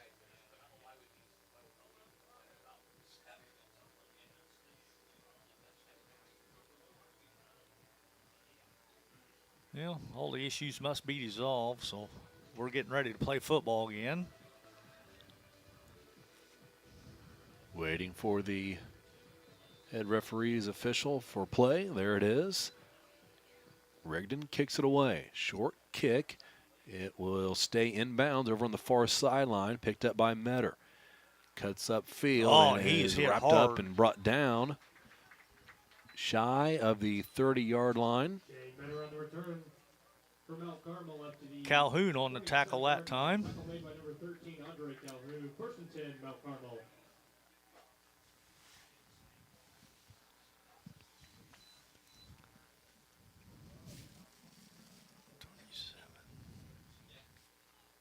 Mount Carmel has been fortunate with good field position all day. This is a different story. Ball will rest on their own 27. About the worst they've had all day. So most of the time it's been right around the 50. Special teams set the Tigers up for an opportunity to make a stop and get the ball back in good field position of their own. Metter, handoff, A little lot of misdirection, room. yeah. And he runs into his own ran blocker. into his own guy. That'll help the Tigers bring him down just shy of midfield. Otherwise, he would have had a chance to take that one all the way. It was Militoni on the carry. That figures. I don't have him wrote down. Let's see. What's his number?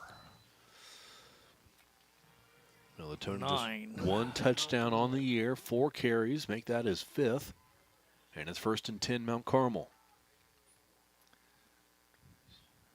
Snap to Metter. Again, it's Militoni. Cuts it back inside. He's going to pick up 6 or 7 on the play. Fell forward. Or bring up 2nd and short for Mount Carmel. Number 9, Andrew Militoni, the ball carrier. 7-yard gain on the play. Tackle made by number 60, Evan Ramsey. 2nd and 3 for Mount Carmel.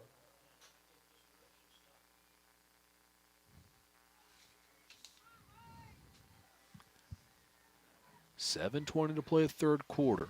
Tigers. Metter takes the snap. Handoff up the gut and breaking loose. He's going to take it. It's Jackson Kling, and he will beat all the Tigers to the goal line into the end zone. Touchdown, Mount Carmel.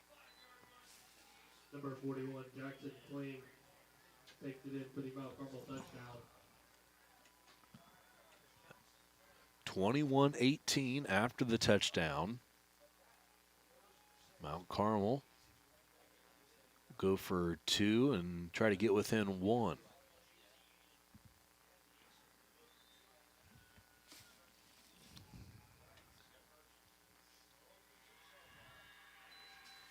Jackson Kling lines up right behind the quarterback. That's where he took the handoff from, and not even sure he was touched on that play. Here's Metter, handoff up the middle. This is Acree. He will fall short of the goal line, and it'll remain a 3-point game.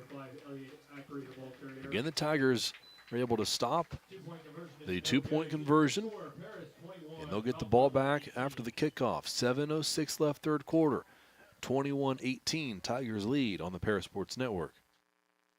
Stewart and Carroll Funeral Home is dedicated to providing compassionate and individual attention to every family they serve, sincerely caring for your family's needs. Stewart and Carroll Funeral Home proudly supports Paris Tiger Athletics.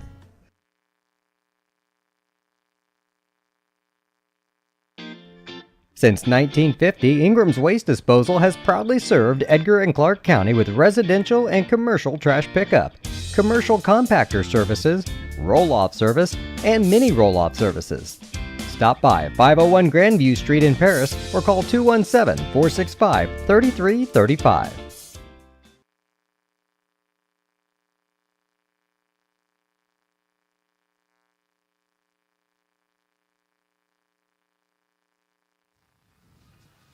Mount Carmel kickoff team out onto the field, set to kick this one away to the Tigers. We've already seen a few short kicks from Mount Carmel. See if they have any tricks up their sleeve on this kickoff. Fairly deep kick, hauled in by Krippus. Krippus up the middle, untouched, across the 40 to midfield, has the kicker to beat, and he's brought down. One guy to beat. Just crossed midfield. Doggone it. Next kick is returned by number 3, Carter Krippus.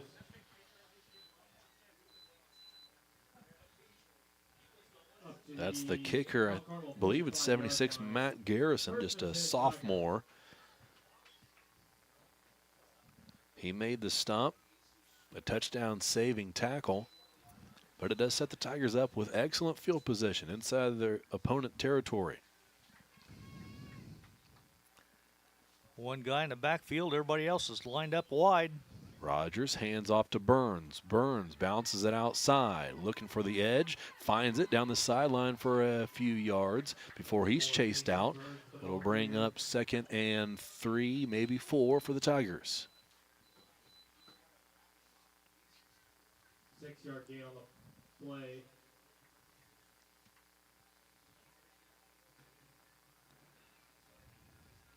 Seven-yard gain. 2nd and 3 for the Tigers. Burns was nearly caught in the backfield. He actually hopped backwards a yard or two, sprung it outside, and found room there to work. Here's Rogers, a quick toss to Krippus. Krippus, a block from Rigdon.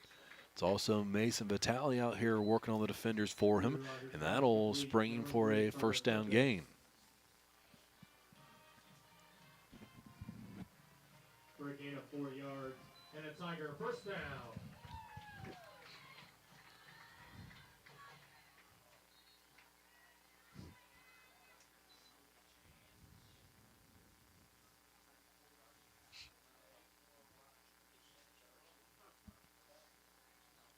Approaching 6.5 minutes to play, 3rd quarter.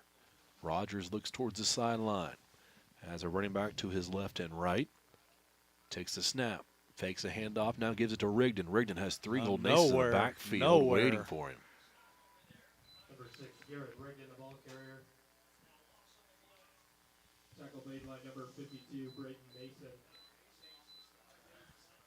Even with the success through the air that the Tigers have had last few drives, Mount Carmel front 7. 2nd and 15 for the Tigers. Playing honest on the run game for the Tigers.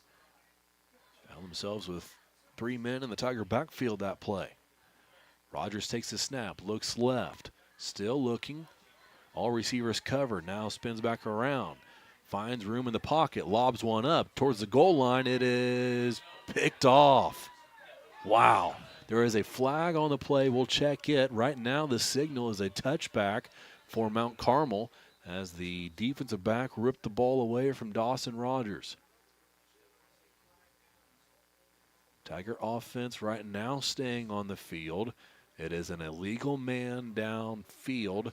It'll be decline, and it'll be Mount Carmel ball after the touchback. There was a penalty marker, illegal man downfield against the Tigers. That penalty was declined. Result of the play is an interception and a touchback. Mount Carmel will have possession at the 20-yard line, 1st and 10. Drew launched from the 45-yard line, and the Mount Carmel defender actually never even left the ground. Dawson went up to try to take it away as he didn't have position on the defender. And as Dawson came back down, that's when the Golden Ace defender reached up and snared it away. Who did you see who it was? I didn't catch a number. I can't see a number now. I say those numbers are hard to read. Metter takes the snap. Handoff up the middle, nothing doing. Stop to the line of scrimmage. Bring up 2nd and 10. Number 41, Jackson fleeing the ball carrier. No gain on the play.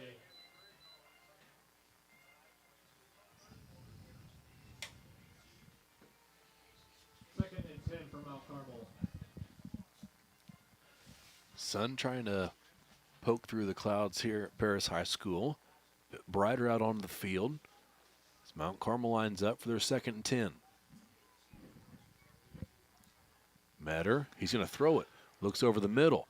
Feels pressure. Lobs over the head of the intended target. He had Militoni out in the flat. Actually, Militoni was 5 or 6 yards down the field. Jackson Webb was wide open down the middle, too, so he had several options. Good pressure from the Tiger defense. Forced him to throw it earlier than what he would have liked, and also forced him to airmail it. Yeah, as I say, he just doesn't look comfortable throwing the ball, though. Believe that was Drake East who had pressure. East has been involved in a lot of big plays for this Tiger defense today. Here's a quick pass out to the left. Good block on the edge is going to give him room to work and pick up a 1st down.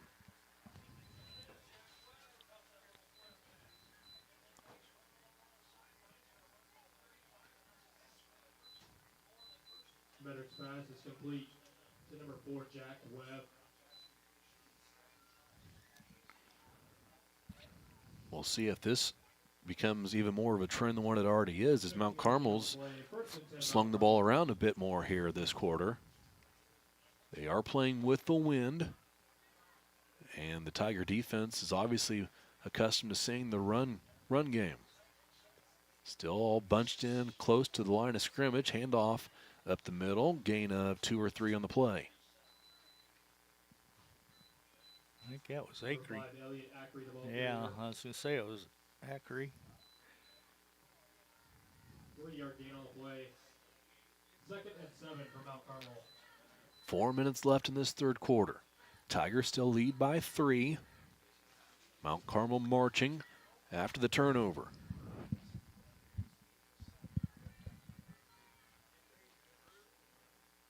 Metter under center. Spins around, and I think he faked the handoff. Whatever he did didn't work. He did give it away, but Acree just able to pick up a yard on the play. Gain of a yard on the play. Tackle made by number 4, Mason Burns, along with number 62, Drake East, brings up 3rd and 6 for Mount Carmel. 3rd down for Mount Carmel. 6 yards to go. Coach Calhoun, a few instructions for the defense. Mount Carmel taking their time. They've got 9 seconds on the play clock. They hustle up. Metter goes under center. Down to 4 seconds left. Man in motion near side. Fakes a handoff. Metter has to get around the edge. And unable he's to. not going to do it. Hutchings with the tackle in the backfield for a loss. Shane Metter, the ball carrier. It's a 3-yard loss. 3-yard loss on the play. Tackle made by Hutchings read it the whole way. Stayed disciplined. 4th and 9 for Mount Wrapped Carmel. up and threw the quarterback down for the loss.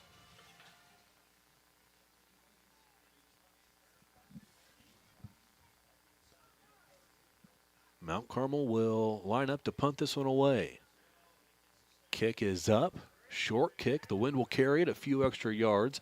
It'll land inbounds, then hop out right around the 30. Flag's going to come in, and they wasn't watching, but that's Calhoun trying to block, and we'll just hope it's not a personal foul. Maybe just of a 5 or 10 yard variety penalty.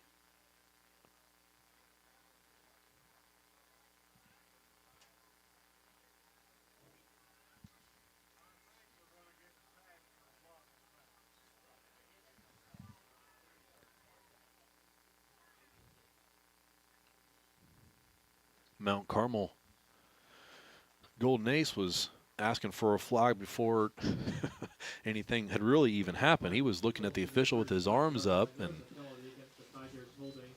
I guess he asked for it nice enough that he got the flag and didn't see a ton of illegal blocking going on.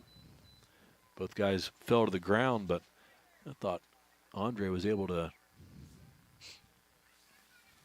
stay in front and keep engaged in a legal manner. Either way, penalty is called. It's 1st and 10 Tigers. Here's Rogers running around the right side. He's going to get near a first down as he cut it up and split a few Golden Aces. It'll be 2nd and short for the Tigers. 8-yard gain on the play. 2nd and 2 for the Tigers.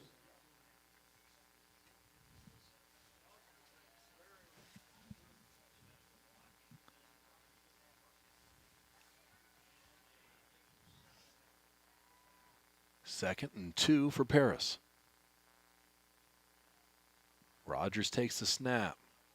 Pitch is far side. Burns. He'll pick up the first down. Over on the Mount Carmel sideline. That'll move the chains. Reset the downs with under 2 minutes to play in this third. Good enough for a Tiger first down.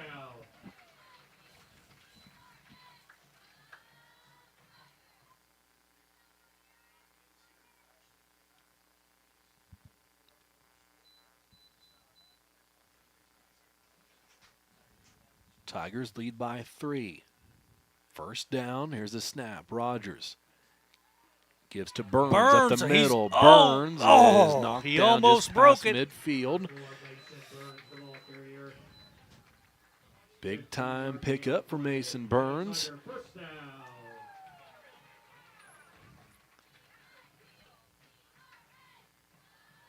Hutchings will spell him for at least a play. Now, Tigers don't really have to be in any hurry. We've got the lead.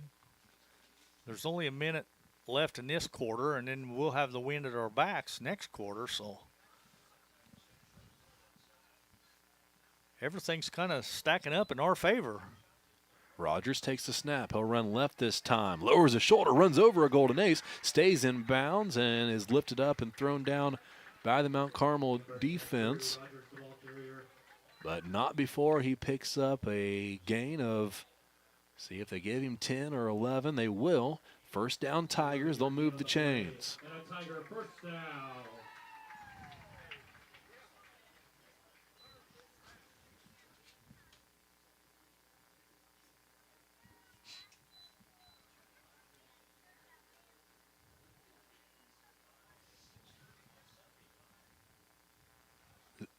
Went back for the replay. I was watching Xander Bader from Mount Carmel. He left the game, got subbed out after taking that shot from Rogers.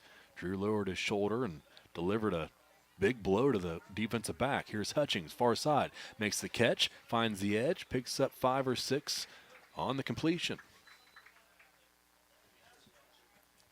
Drew Rogers pass complete to number 7, Maddox Hutchings. 4-yard gain on the play. 2nd and 6 for the Tigers. Hutchings went out of bounds, so the clock is stopped with 18 seconds left. 2nd and 6 for Paris. Play call still coming in. 10 seconds on the play clock. Rogers in shotgun. Here's the handoff. This is Hutchings to the left side. Slows down, lets the block develop, pushed out of bounds after picking up a first down, but a flag is on the field. Number 7, Maddox Hutchings, the ball carrier. Excellent job by Hutchings, that patience to let the blockers get into their spots before he accelerated upfield, but I'm afraid this is coming back, and it is. Coming back, it's going to be a hold. Doggone it.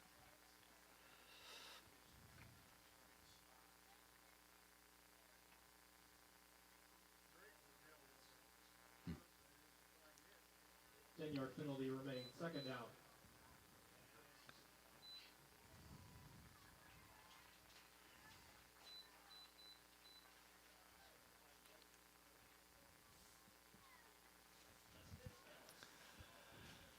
Well, we only had 2 penalties the whole first half, and we've had 3 so far this half. So That'll make it 2nd and 16, 11 seconds on the clock.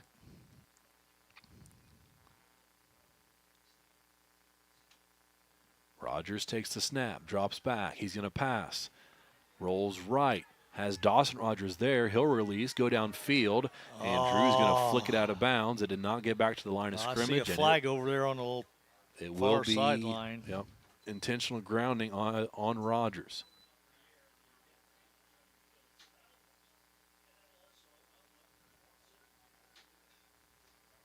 So it'll be a loss of down for the Tigers.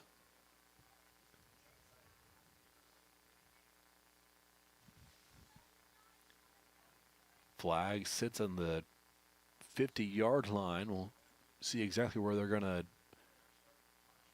measure this off from. Rogers pass is incomplete. Intentional grounding against the Tigers. So loss of down, and they're going to move the ball back to the 45-yard line of Paris.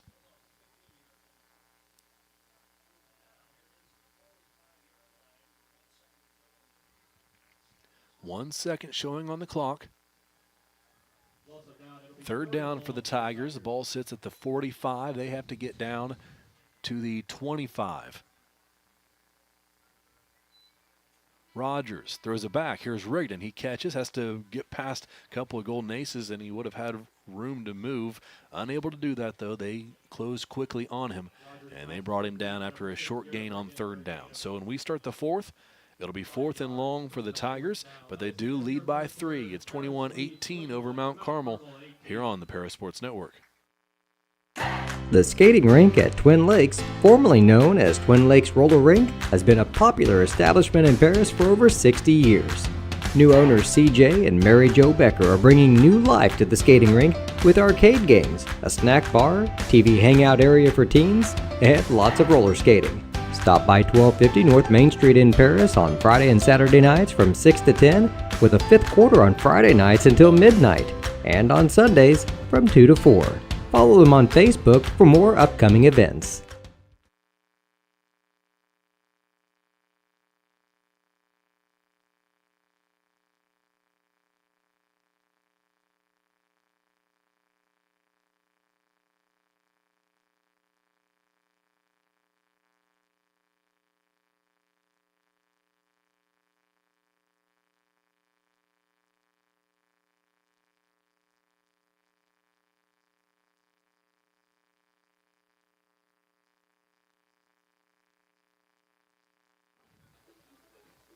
Update from the Robinson-Marshall game. Robinson leads Marshall 7-0. That is at the end of the third quarter. Back here in Paris, Tigers lead Mount Carmel 21-18. 12 minutes left in this one as we start the fourth quarter. Hutchings is set to punt this one away from just inside Tiger territory. Good kick from Hutchings. Wind will carry it. It might carry it into the end zone. Dawson Rogers is unable to get there. I thought it was going to bounce backwards for a second. So it'll be a touchback. Mount Carmel will take over.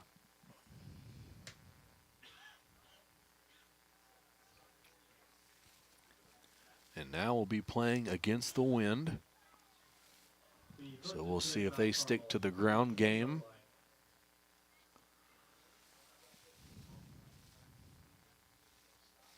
Obviously would have had a different strategy if they were playing from 2 possessions behind, but Tigers unable to do just that, and just down by 3. Have to assume they're going to try to stick to their guns here. Probably just keep pounding the ball like they have been. The ball is spotted at the 20 after the touchback. Metter under center. One receiver near side. Handoff. That's Acree again. Once more, and he's going to find room for a 2 or 3 yard gain. They're going to give him 5 on the carry.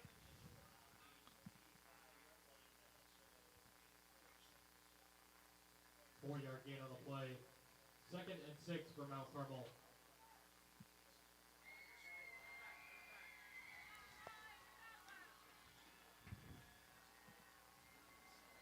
Metter back under center. And get a man in motion. And out to the far side, breaking it up the sideline. Was that Metter who held on to it? No, he flipped it out to 38. Fulop got it. Same play that we've seen Fulop pick up a dozen-plus yards 2 times already in this game. It works again, and a big gain puts Mount Carmel out near midfield. First and 10, Mount Carmel.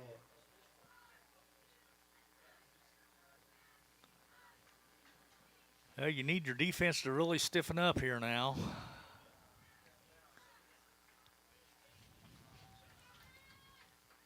First and 10, Mount Carmel. Metter. Hand off up the middle. Acree picks up 6, maybe 7 before the Tigers can stop him.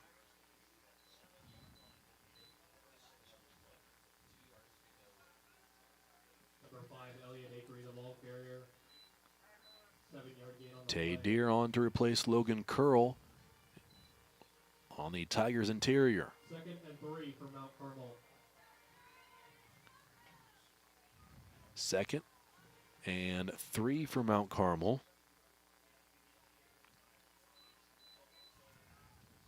Golden Aces up to the line. Man in motion. It's Fulop. Here's a snap. A counter. Nearly a fumble. Nowhere. Mount Carmel fortunate just to hold on to that one. They will lose a yard. It'll bring up 3rd down. Jack Webb, the ball carrier.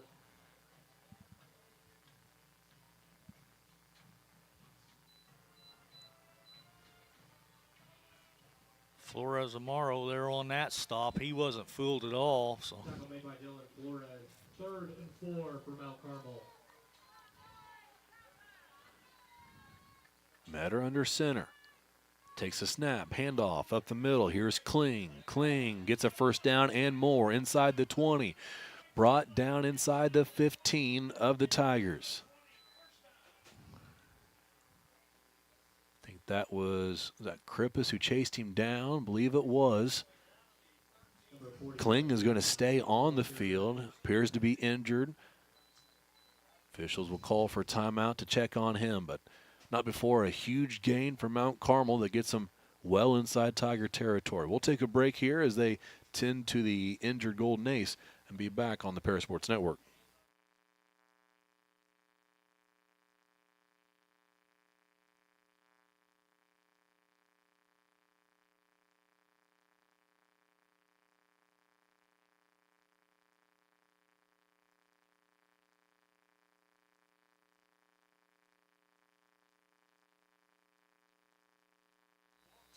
First and 10, Mount Carmel from the 14-yard Mount line. Carmel offense back out onto the field. Kling has been a valuable member of this offense this afternoon. We'll see if they're able to replace him or just rely even more on Acree. Here's a handoff. This is Acree. He's going to score. He busts through and scores. Touchdown, Mount Carmel. The Golden Aces have retaken the lead with 9:17 to play, 24-21, where we currently stand.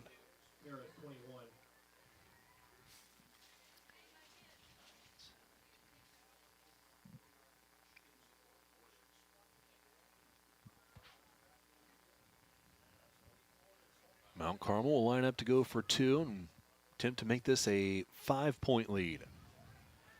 Metter under center.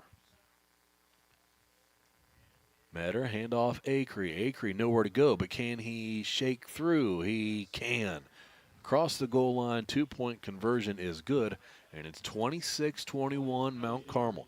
A 5-point game, still 9:17 left. Plenty of time. Tigers get the ball when we come back on the Parasports Network.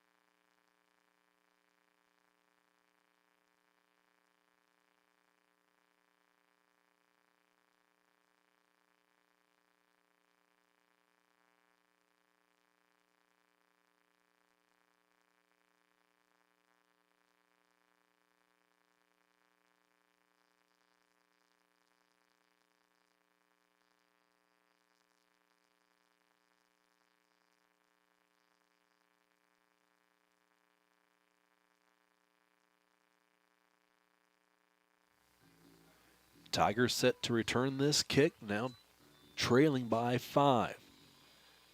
Kick is away. It's going to be hauled in by Krippus. In the middle of the field, now bounces it out to the right side. There's 5 Golden Aces over there, but they can't get to him. Krippus across midfield, looking for more space. Finds it, gets up to the 30-yard line. Brought down just shy of the Mount Carmel 30, and that's where the Tigers will take over. No flags on the field. Huge return for Carter Krippus. That was sweet.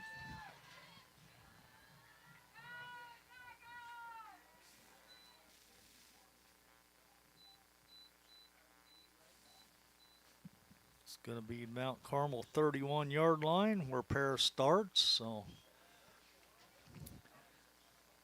really short field here.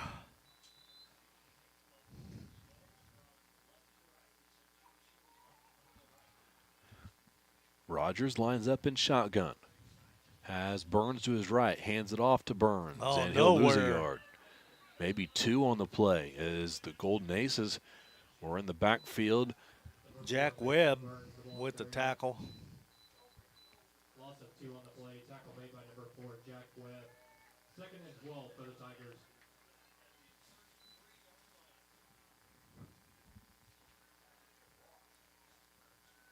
Under 9 minutes to play.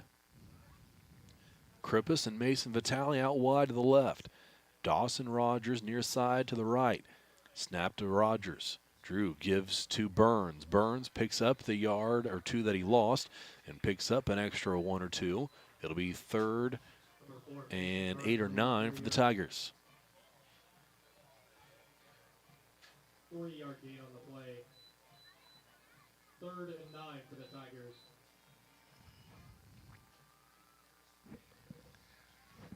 Now you definitely need to get a first down here and keep the momentum going your way. Rogers calls for the ball. Has the snap. He's going to throw it. Looks right to Dawson Rogers. Now he's got to scramble. Got to make something happen. Lobs it out of bounds. Has Mason Vitale there. Believe it was to the line of scrimmage anyway. So no intentional grounding, but an incompletion does bring up 4th down. Rogers' pass is incomplete. Intended for Vitale.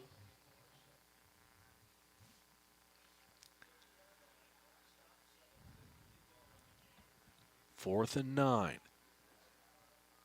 Brings up 4th and 9 for the Tigers. Tigers will line up to go for it. This is probably the biggest play of the game so far, Clay. 2 receivers out wide either side. 1 running back in the backfield. Rogers takes a snap. He's got to throw it. Has 4 receivers going deep. He lobs it towards Rogers in the end zone. Towards the back of the end zone. It's caught. Is he in bounds? No. I think he's out of the end zone. He had to have been within feet, maybe inches, of getting 1 toe down in bounds, but he's unable to. And it'll be a turnover on downs. Intended for number 11, Dawson Rogers. Result of the play is a turnover on downs. Shoot. 1st and 10 Mount Carmel from the 30-yard line. Now your defense really has to stand up. That had to be close, though.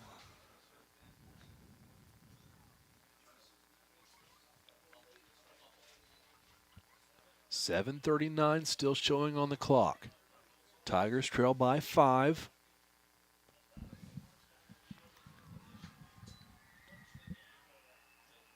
Without a kicking game, you know that Mount Carmel's going to go for it on 4th down if they're in positive territory. Just keep that in mind as we're going to hope the Tigers stop them before they get there. However, the first play from scrimmage is a gain of 9 on the ground. Another Golden Ace stays on the ground after the play ends. Appears to be another cramp. I think that's maybe what happened the first Golden Ace.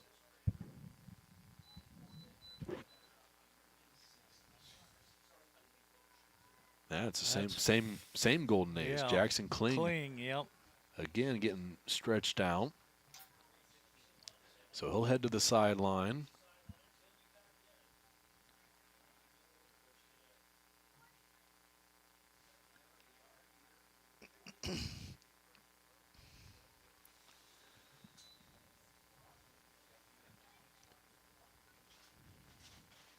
7:21 to play now. 2nd and 1 for Mount Carmel. Boy, this turnover sure would be huge. If we could punch a fumble, punch one loose or something. Ball sits on the 39-yard line. Officials wind the clock. Here's the handoff up the gut. And that was Ackery, who didn't have any room to start with, and he bounced it outside and picked up the first down. Number 5, Elliott Ackery, the ball carrier.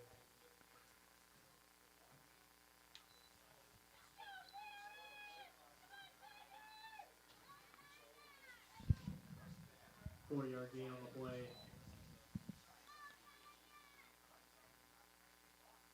First and 10 for Mount Carmel. 1st and 10 for Mount Carmel.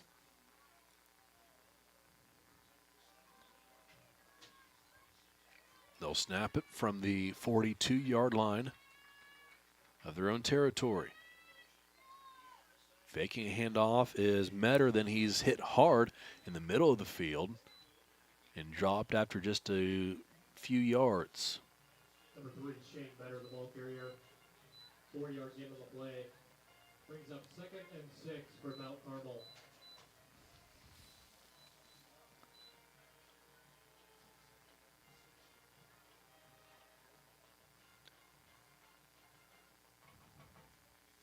Mount Carmel, as you'd expect, taking their time here. They are definitely in no hurry because the clock is their friend right now.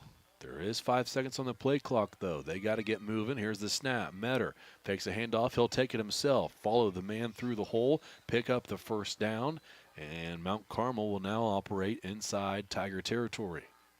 Number 3, Shane Metter, the ball carrier.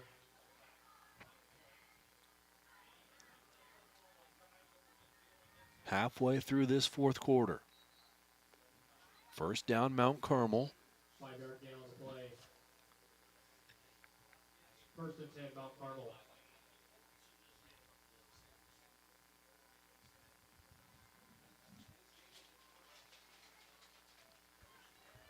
Golden Aces to the line. Metter under center. Handoff up the middle. Again. They're just. I think that was Kling who carried that one. This time, yeah, it was Kling, 41. Yep. Back in the game after his cramps. One thing I'm starting to pay attention to: the longer it takes Mount Carmel to break their huddles, the less time they obviously have to get up, get set, and snap the ball. They get closer and closer to not being fully set. And when the Tigers are probably looking for anything and everything to help them out, they might be a few coaches in this side official's ear of, hey, let's pay attention to the illegal motion. Right now they do come set. Here's Metter, a snap, handoff, Kling up the middle, nowhere to go, bounces off of his own lineman. He's going to pick up 2 yards after he was bottled up in the backfield. 2-yard gain on the play. Brings up 3rd and 3 for Mount Carmel. 4.5 to play. 3rd down, 3 yards to go for Mount Carmel. Again, we are going to expect them to go for it on 4th down from this point to any closer they get to the goal line. So 2 downs to get 3 yards. Yep. 5 seconds on the play clock. Metter takes the snap, handoff up the middle. Acree, I believe, is the one who carried it through the hole, and he'll pick up the first down. 41, Jackson Kling, the ball carrier. Excuse me, it is Kling. 6-yard gain on the play. All right, it's Acree. Sorry, Landon, I'm going to disagree with you. 1st and 10 for Mount Carmel. Landon Ingram filling in on the PA here at the high school, doing an excellent job this afternoon.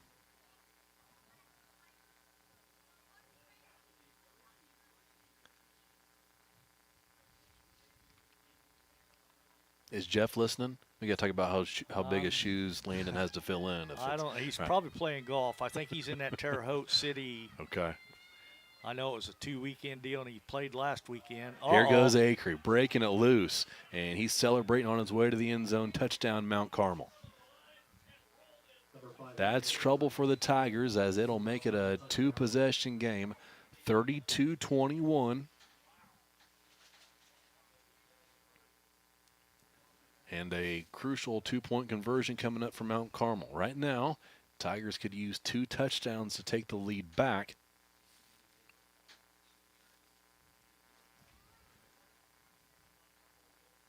But a 2-point conversion is going to require at least 1 converted PAT.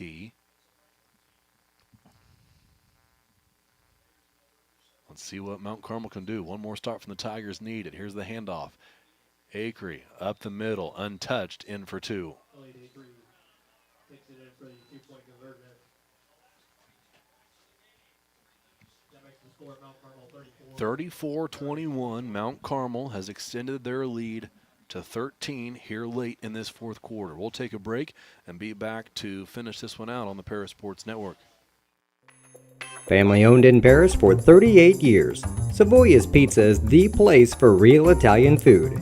Be sure to try their famous pizza nuggets and follow them on Facebook for their latest specials. Stop by 327 North Main Street for carryout or call 217-463-2500 for delivery.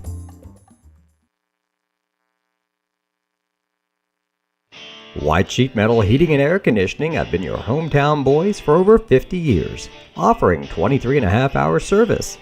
That's right, they need a half hour for coffee.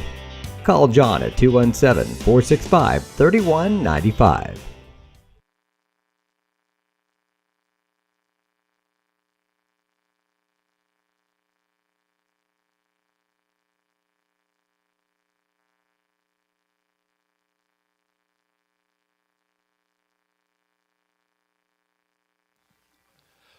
.36 on the clock.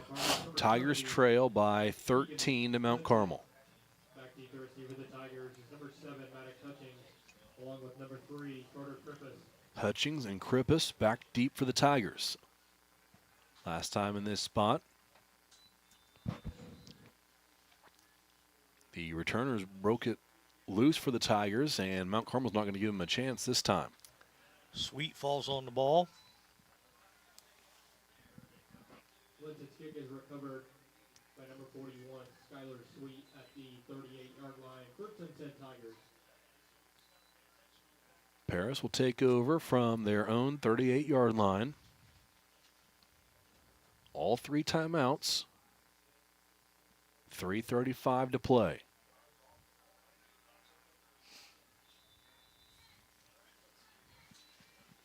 Dawson Rogers and Mason Vitale wide near side. Here's Drew Rogers dropping back. Now he'll step up into the pocket. Fire near side to Mason Vitale, but it's out of his reach as he went to the ground to try to haul it in. Incomplete pass. It'll be 2nd and 10. Rogers pass is incomplete. Intended for number 2, Garrett Mason Vitale, brings up 2nd down.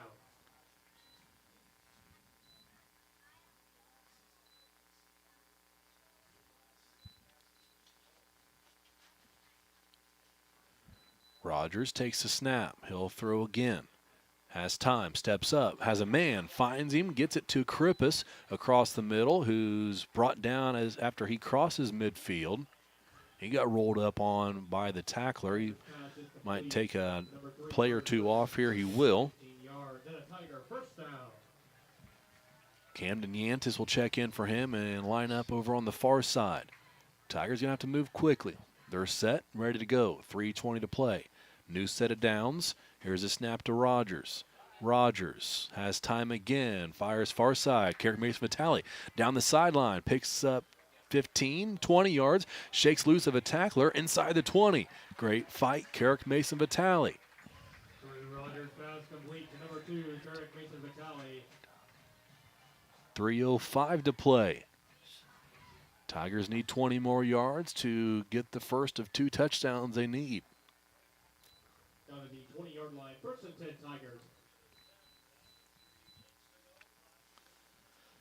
Tigers. Receivers shuffle their formation.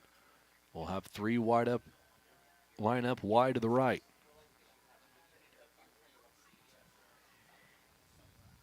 Rogers takes the snap, looks right, steps up, fires across the middle, has a man. It's caught by Dawson Rogers. Great catch by Dawson. Drew threw it off balance, off the wrong foot, as he was stepping up to avoid pressure. Dawson Rogers, full extension, grabbed it, fell to the ground. It'll be 1st and goal, Paris. Kripp is back into the game for the Tigers. He lines up wide to the left side. Rogers has to wait for Iantis to clear the field. He does. Here's the snap. Handoff. Up the gut goes Burns. He is into the end zone. Touchdown, Tigers. Number 4, Mason Burns, checks in for the Tigers. There's one.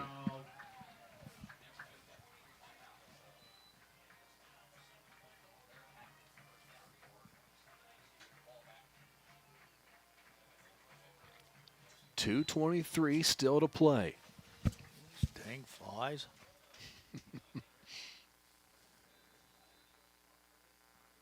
Rigdon to kick. PAT is up, and it is good. No good. No good. Oh, missed it left. Extra point is no good. Keeping the score. Paris 27, Mount Carmel 34. So that means the Tigers still trail by 7, 34-27. 2:23 still on the clock.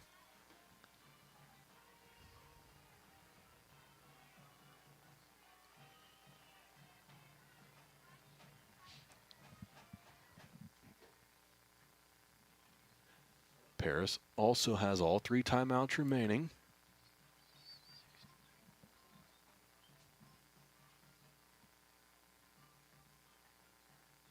Kickoff team a discussion before they head out onto the field.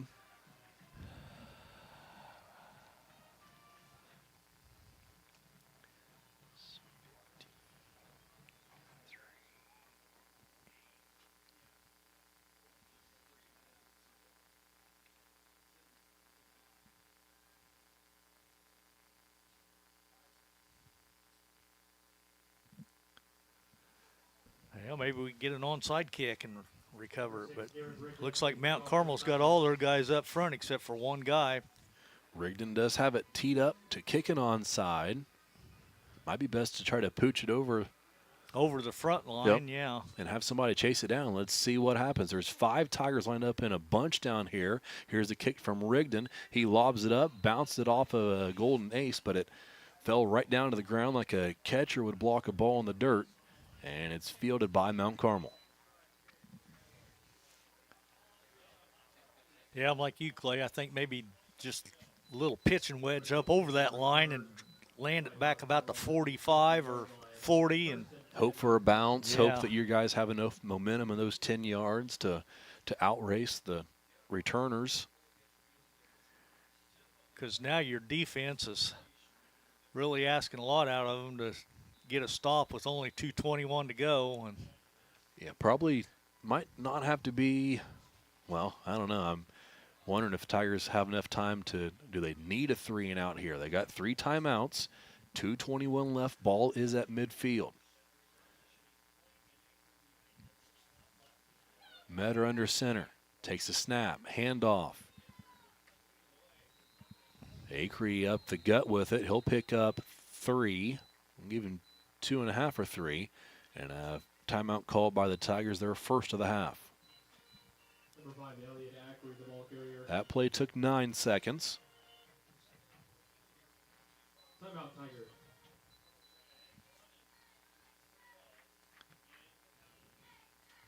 Next week, the Tigers are on the road to Newton. Newton, again, is 0-3 in LIC play. 0-5 overall. Next time the Tigers are at home will be on the 11th of October. Friday night game against Olney.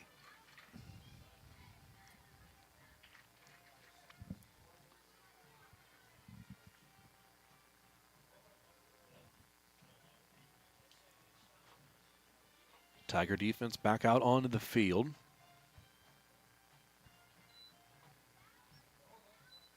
It'll be 2nd and 8 from Mount Carmel.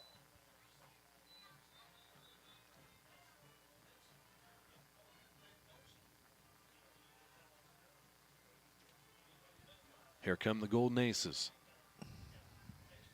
2:16 left on the clock.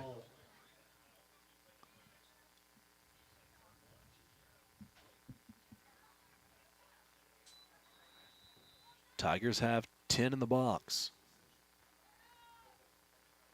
Here's a snap, handoff, First guy Acree. through, yeah. He'll pick up 4, maybe 5. It'll bring up 3rd and short. Another timeout called by the Tigers. It's their second of 3.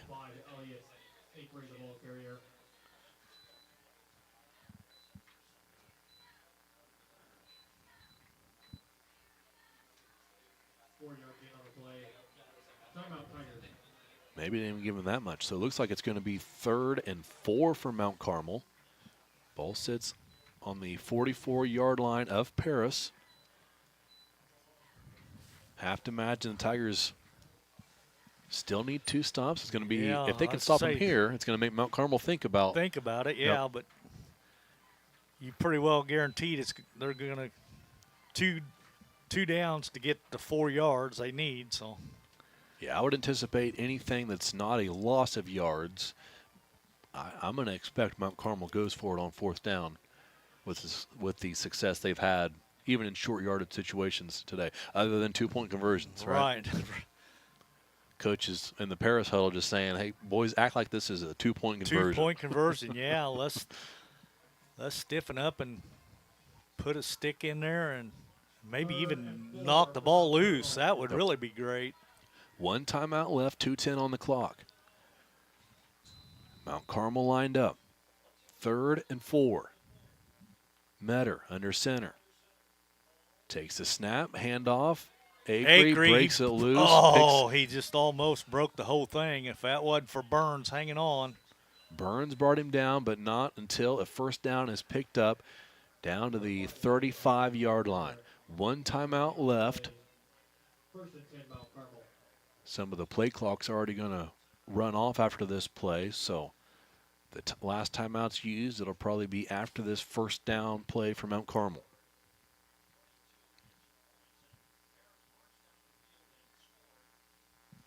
Under 2 minutes to play. Mount Carmel to the line, 10 seconds on the play clock. They will assuredly wait until the final 1 or 2 seconds before they snap it. Here it is, handoff. Acree up the middle. Another gain of 3 on the play. And I believe Coach Clodfelder may just let this one run out. 1:24 showing on the clock. It ticks away. Be 30 more seconds before Mount Carmel snaps the next time.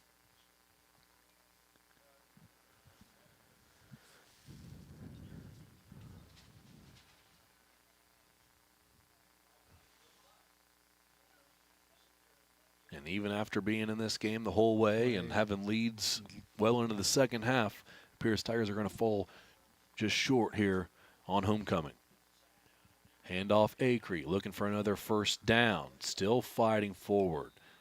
Falls that direction, but will land just short. It's going to bring up like 3rd and 1. Timeout called by Coach Clodfelder. That'll stop the clock with 45 seconds left. 5-yard gain on the play. Timeout, Tiger. And you call the timeout, you give the chance of anything happening, right? You've talked about wanting a turnover, fumble, botched snap, anything has the chance of happening.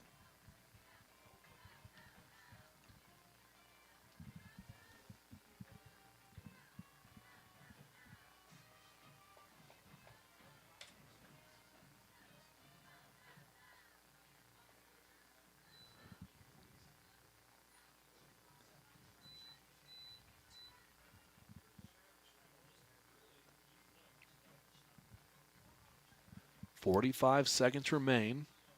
When Mount Carmel comes out of this timeout, it'll be 3rd and 1. Yeah, it's just about do or die now. You got to have a turnover now.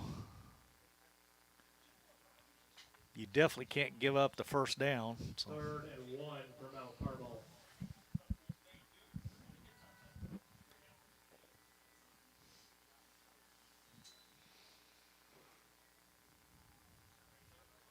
Metter under center. Takes a snap, handoff. Who else? Acree up the middle. He'll pick up the 1st down. And with 41 seconds left, Mount Carmel will need to kneel down just 1 time to close this one out. 4-yard Mount Carmel.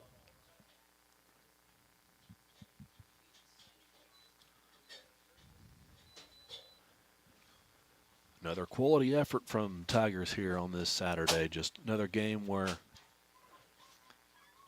unable to do enough to hold on, had the opportunities to do so against this Mount Carmel program. Charleston game kind of had the same feel earlier this year, just not enough to pull out the win. Last week was able to do that and hold on against the Lawrenceville squad that do feel like Paris is better than, so hung on there. But you got to feel, though, we kind of had this one and we let it slip away because this was a winnable game. I mean, final score 34-27. Now you start to look ahead in the schedule of where those 3 more wins come from for playoff eligibility. So we'll talk about that in weeks to come. As for now, we'll take a break and be back with stats from this game and an interview with Coach Claude Felder. Final score 34-27, Mount Carmel victorious over Paris on homecoming.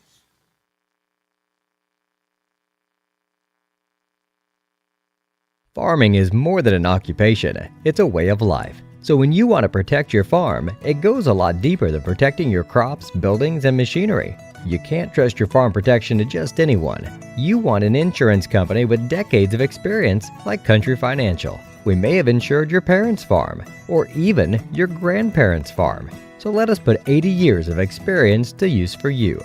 Find out more about achieving financial security and farm insurance from your Edgar County financial representatives Dan Phipps, Mark Gladding, and Jim Blue.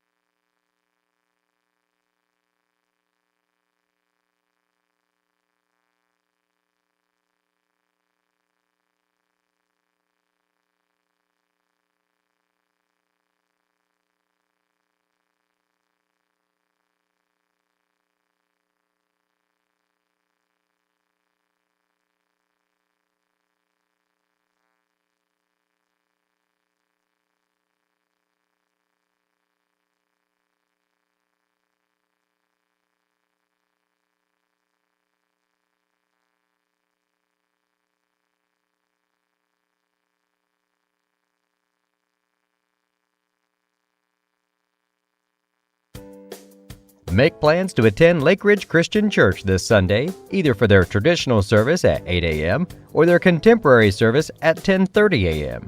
There's something for everyone at Lake Ridge, from infants to the more seasoned generation. Visit their website at lakeridgechurch.org or find them on Facebook to watch their service each Sunday morning at 10:30.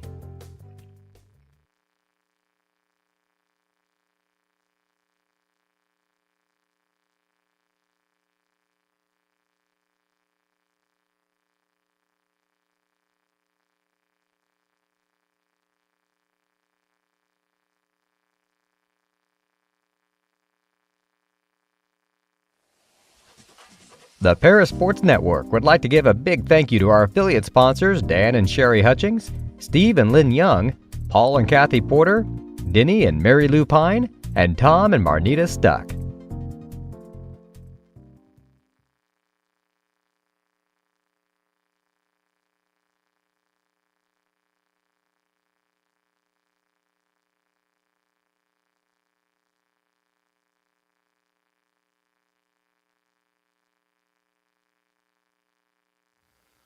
Welcome to the postgame show on the Paris Sports Network here out at Paris High School after a 34-27 loss to Mount Carmel. Your Tiger football team falls 7 points short here on homecoming. I'll turn it over to my partner Lenny Irwin for stats from this contest. All righty, Clay. We'll start with the Mount Carmel Golden Aces. Their quarterback, Shane Metter, 12 carries for 35 yards.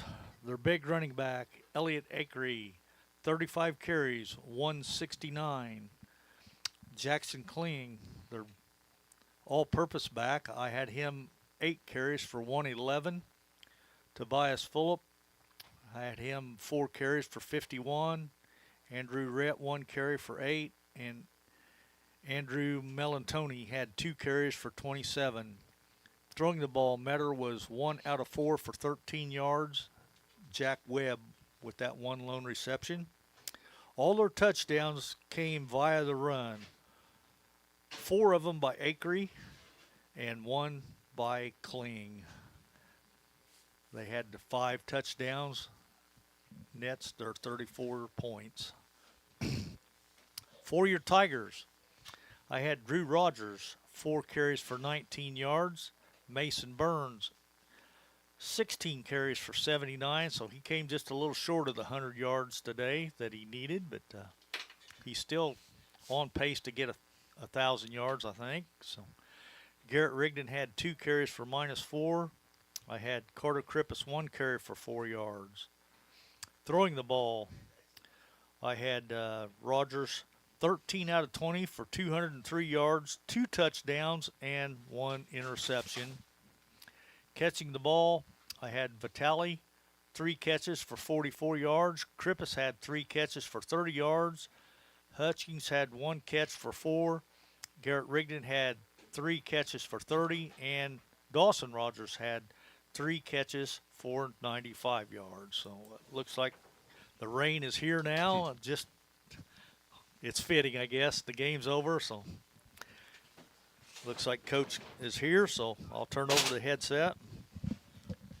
And do have Coach Claude Footer join us here in the booth, so we'll let him get settled into the headset. Coach, I'm sure you felt like you had that one. Felt like there were chances and opportunities that we just, we had a difficult time getting off the field defensively. Have to credit them at a point in time when the game was nip and tuck there, and we got a goal line stand down there on 4th and 1. It was a huge stop, and I think maybe minus their last 2-point conversion. We did a great job from the 3-yard line going in on the 2-point plays defensively. We had a difficult time getting their backs on the ground at times, and they were getting not necessarily chunk yards, but 4-5-6. 4-5-6 makes 3rd and short pretty, really short. Offensively, we do enough. We do enough to stay in games, and then we make a really bad decision, and then we, get a penalty or something happens, and it moves the ball back. I thought pass protection was really, really good today. I thought we really did a nice job, and I thought quarterback receiver play was, we were connecting on some big ball downfield throws, as well as some short throws, and some guys made some plays. I thought we were able to run it at them, obviously, early, and then, that became a little bit of a concern late, and we just kind of, as you get down, you're looking at that clock, and, man, we need a strike, and we need a quick one, and we came right back down the field and gave ourselves a shot. We elected to onside kick it there just because we hadn't felt like we'd stopped them really, as opposed to kicking it deep and trying to cover the kick. We just felt like going for the ball at that point, and then naturally we obviously didn't get off the field there, and they were able to run the clock out and not give us an opportunity to maybe go down there and kick the extra point to tie or go for 2 and win. But our kids' effort was good. We preached all week long that don't wait to find out that you belong and you can hang with these guys. And for the most part, I don't felt like we did. But we just this one this is a stinger because you're 2 and 3 now, backs against the wall a little bit again, as they were when we were 0-2, 2 and 3 to get to where we at least want to get to. It's become a staple around this place and playing in the postseason in November. We've got our work cut out for us with a bunch of good football teams remaining, and we're going to have to lick our wounds fast on a short week here with a Saturday game and get ready to play at Newton on Friday night, and hope all of our kids are healthy and safe tonight at homecoming. That goes for everybody, and everyone's safe for the Honeybee weekend and what have you. And then, like I told our players, not only is a playoff berth still out there and alive for us, we've been in these situations before. Someone can beat them. Someone could beat them, and you're on the table. You're going to win a conference championship still. You're going to get a piece of it. So plenty for us to lick our wounds, kind of look in the accountability mirror, and what more can I do every single play? What more can I do as a coach or us as a staff to give our guys a better opportunity to be successful? And we'll go back to work. You know, I really like watching Drake East play. I think he's a guy that maybe you probably doesn't get talked about a ton, but I think does a lot of good things, is involved in a lot of plays. You know, Carter's going to get credit for catching and running and that type of work, but his blocking out on the edge, I think, is huge. Anybody else that come to mind, kind of like those unsung Our heroes you receivers, like a lot? our receivers, for really, they've grown up a lot from week one, obviously, and really looking back over the course of the last few years maybe. They're doing a pretty good job on the perimeter blocking, and they understand that, hey, look, Burns is a load, and we got to get him the ball. We got to get him the ball as much as he's in there, but they're doing a really good job, and they understand that their block on the perimeter could be the difference between a 4-5-6 and a big one. And so they've embraced that and doing a really good job. And we kind of have a motto that says no block, no rock. So if you want the ball and you want to catch it, then you better block for people when we're not throwing it. But just a lot of guys. You know, Drake's growing. This is really his first year of varsity football playing and growing, and you know, his discipline is coming along on the backside edge of plays coming at him. Did a great job on the quarterback, tried to escape one. I don't know who got the batted ball. We got to shore up some things on the Carter back end got it. because Carter. people are still getting behind us at times on play action specifically. But we also know that we're playing bear and we're redding it up. And, you know, when you're playing man and your eyes sometimes one, through undiscipline, can get caught in the backfield, or you get put in a run-pass conflict because you got to come help set a gap or fill a gap or set an edge that you could, you know, it can be a strain on those guys. But we got to tackle better. We got to get people on the ground. And that backs a load, and 5 runs really well. So both 41 and 5 I thought were good, and the quarterback was steady. And you look at the difference in the game, and they took care of the football. I don't think they turned it over one time. They put it on the ground once and recovered it. And we've got to, you know, obviously in games like this, if we want to get to where we want to get to, we've got to shore up taking care of the football, making better decisions. You know, and this isn't a shot. It's not picking. It's just anybody watching in football. You can't have intentional groundings and loss of downs and behind the sticks and in jail offensively. We gotta get it to the line of scrimmage, or we gotta run and try and get some sort of positive yards, or at least back to the line of scrimmage. But I'm proud of our kids that, you know, this was up and down all day yesterday. The emotions: are we playing? Are we not playing? Are we playing? Are we not playing? It was an emotional roller coaster, if you will. And they've got homecoming tonight, and a lot of things were in play, obviously, with that and the honeybee. And while we respect all those things, we also know that in our world, the football game is the most important part. But we'll just have to, you know, look in the mirror and try and come back to work on a short week Monday and get ready to go to Newton. Can anybody else run it like those guys? Or if you even want to talk about Newton, what are you expecting from them, or kind of those two things? Yeah, you know, Newton played these guys to a 30-8 game, and they called the game with 8 minutes to go in the fourth quarter because of the storm, and Newton didn't end up going back down. But Newton had the ball on the 1, and it was 30-8, and it was a 16-8 game at the half. Yeah, I mean, Newton's a good football team. I think despite their record, you know, they've got a guy they've gotten going. The quarterback's throwing a quick game okay. The little bit that I've seen of them, the Fulton kids running jet pretty well, and they're getting swing stuff to him on the perimeter, and the back hits it up underneath. But they've been in games. And then, you know, when you come back off of that, obviously Olney's kind of been a juggernaut, but very similar to Mount Carmel. They're winning games by like a touchdown at the half, and then they separate in the third quarter and fourth quarter.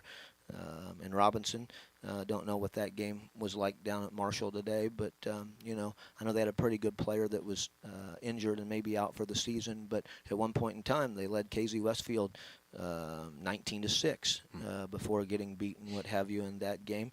And then obviously KZ at the end will be, you know, obviously a contender for the Little Illini Conference. Yep.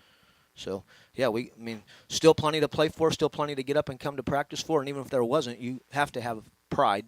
Yep. And but along with pride, there's still goals that are attainable out there for us to reach the postseason, and if someone chips them off and we run the table, then be in play for a conference title. So, you know, it stings today, and, you know, no one has beaten these guys in Little Illini football since they come in, and I was praying and praying and praying that nobody would, so we had the opportunity, and we may have missed today. So that sting will last a while, but eventually you got to get back on you got to get back on the train and start to prepare and get ready for Newton. Well, we know you'll be back and better, Coach. All right, appreciate it. Thanks, guys. Happy homecoming. Be safe, and everybody enjoy Honeybee weekend safely, and go Tigers. Thanks, Coach.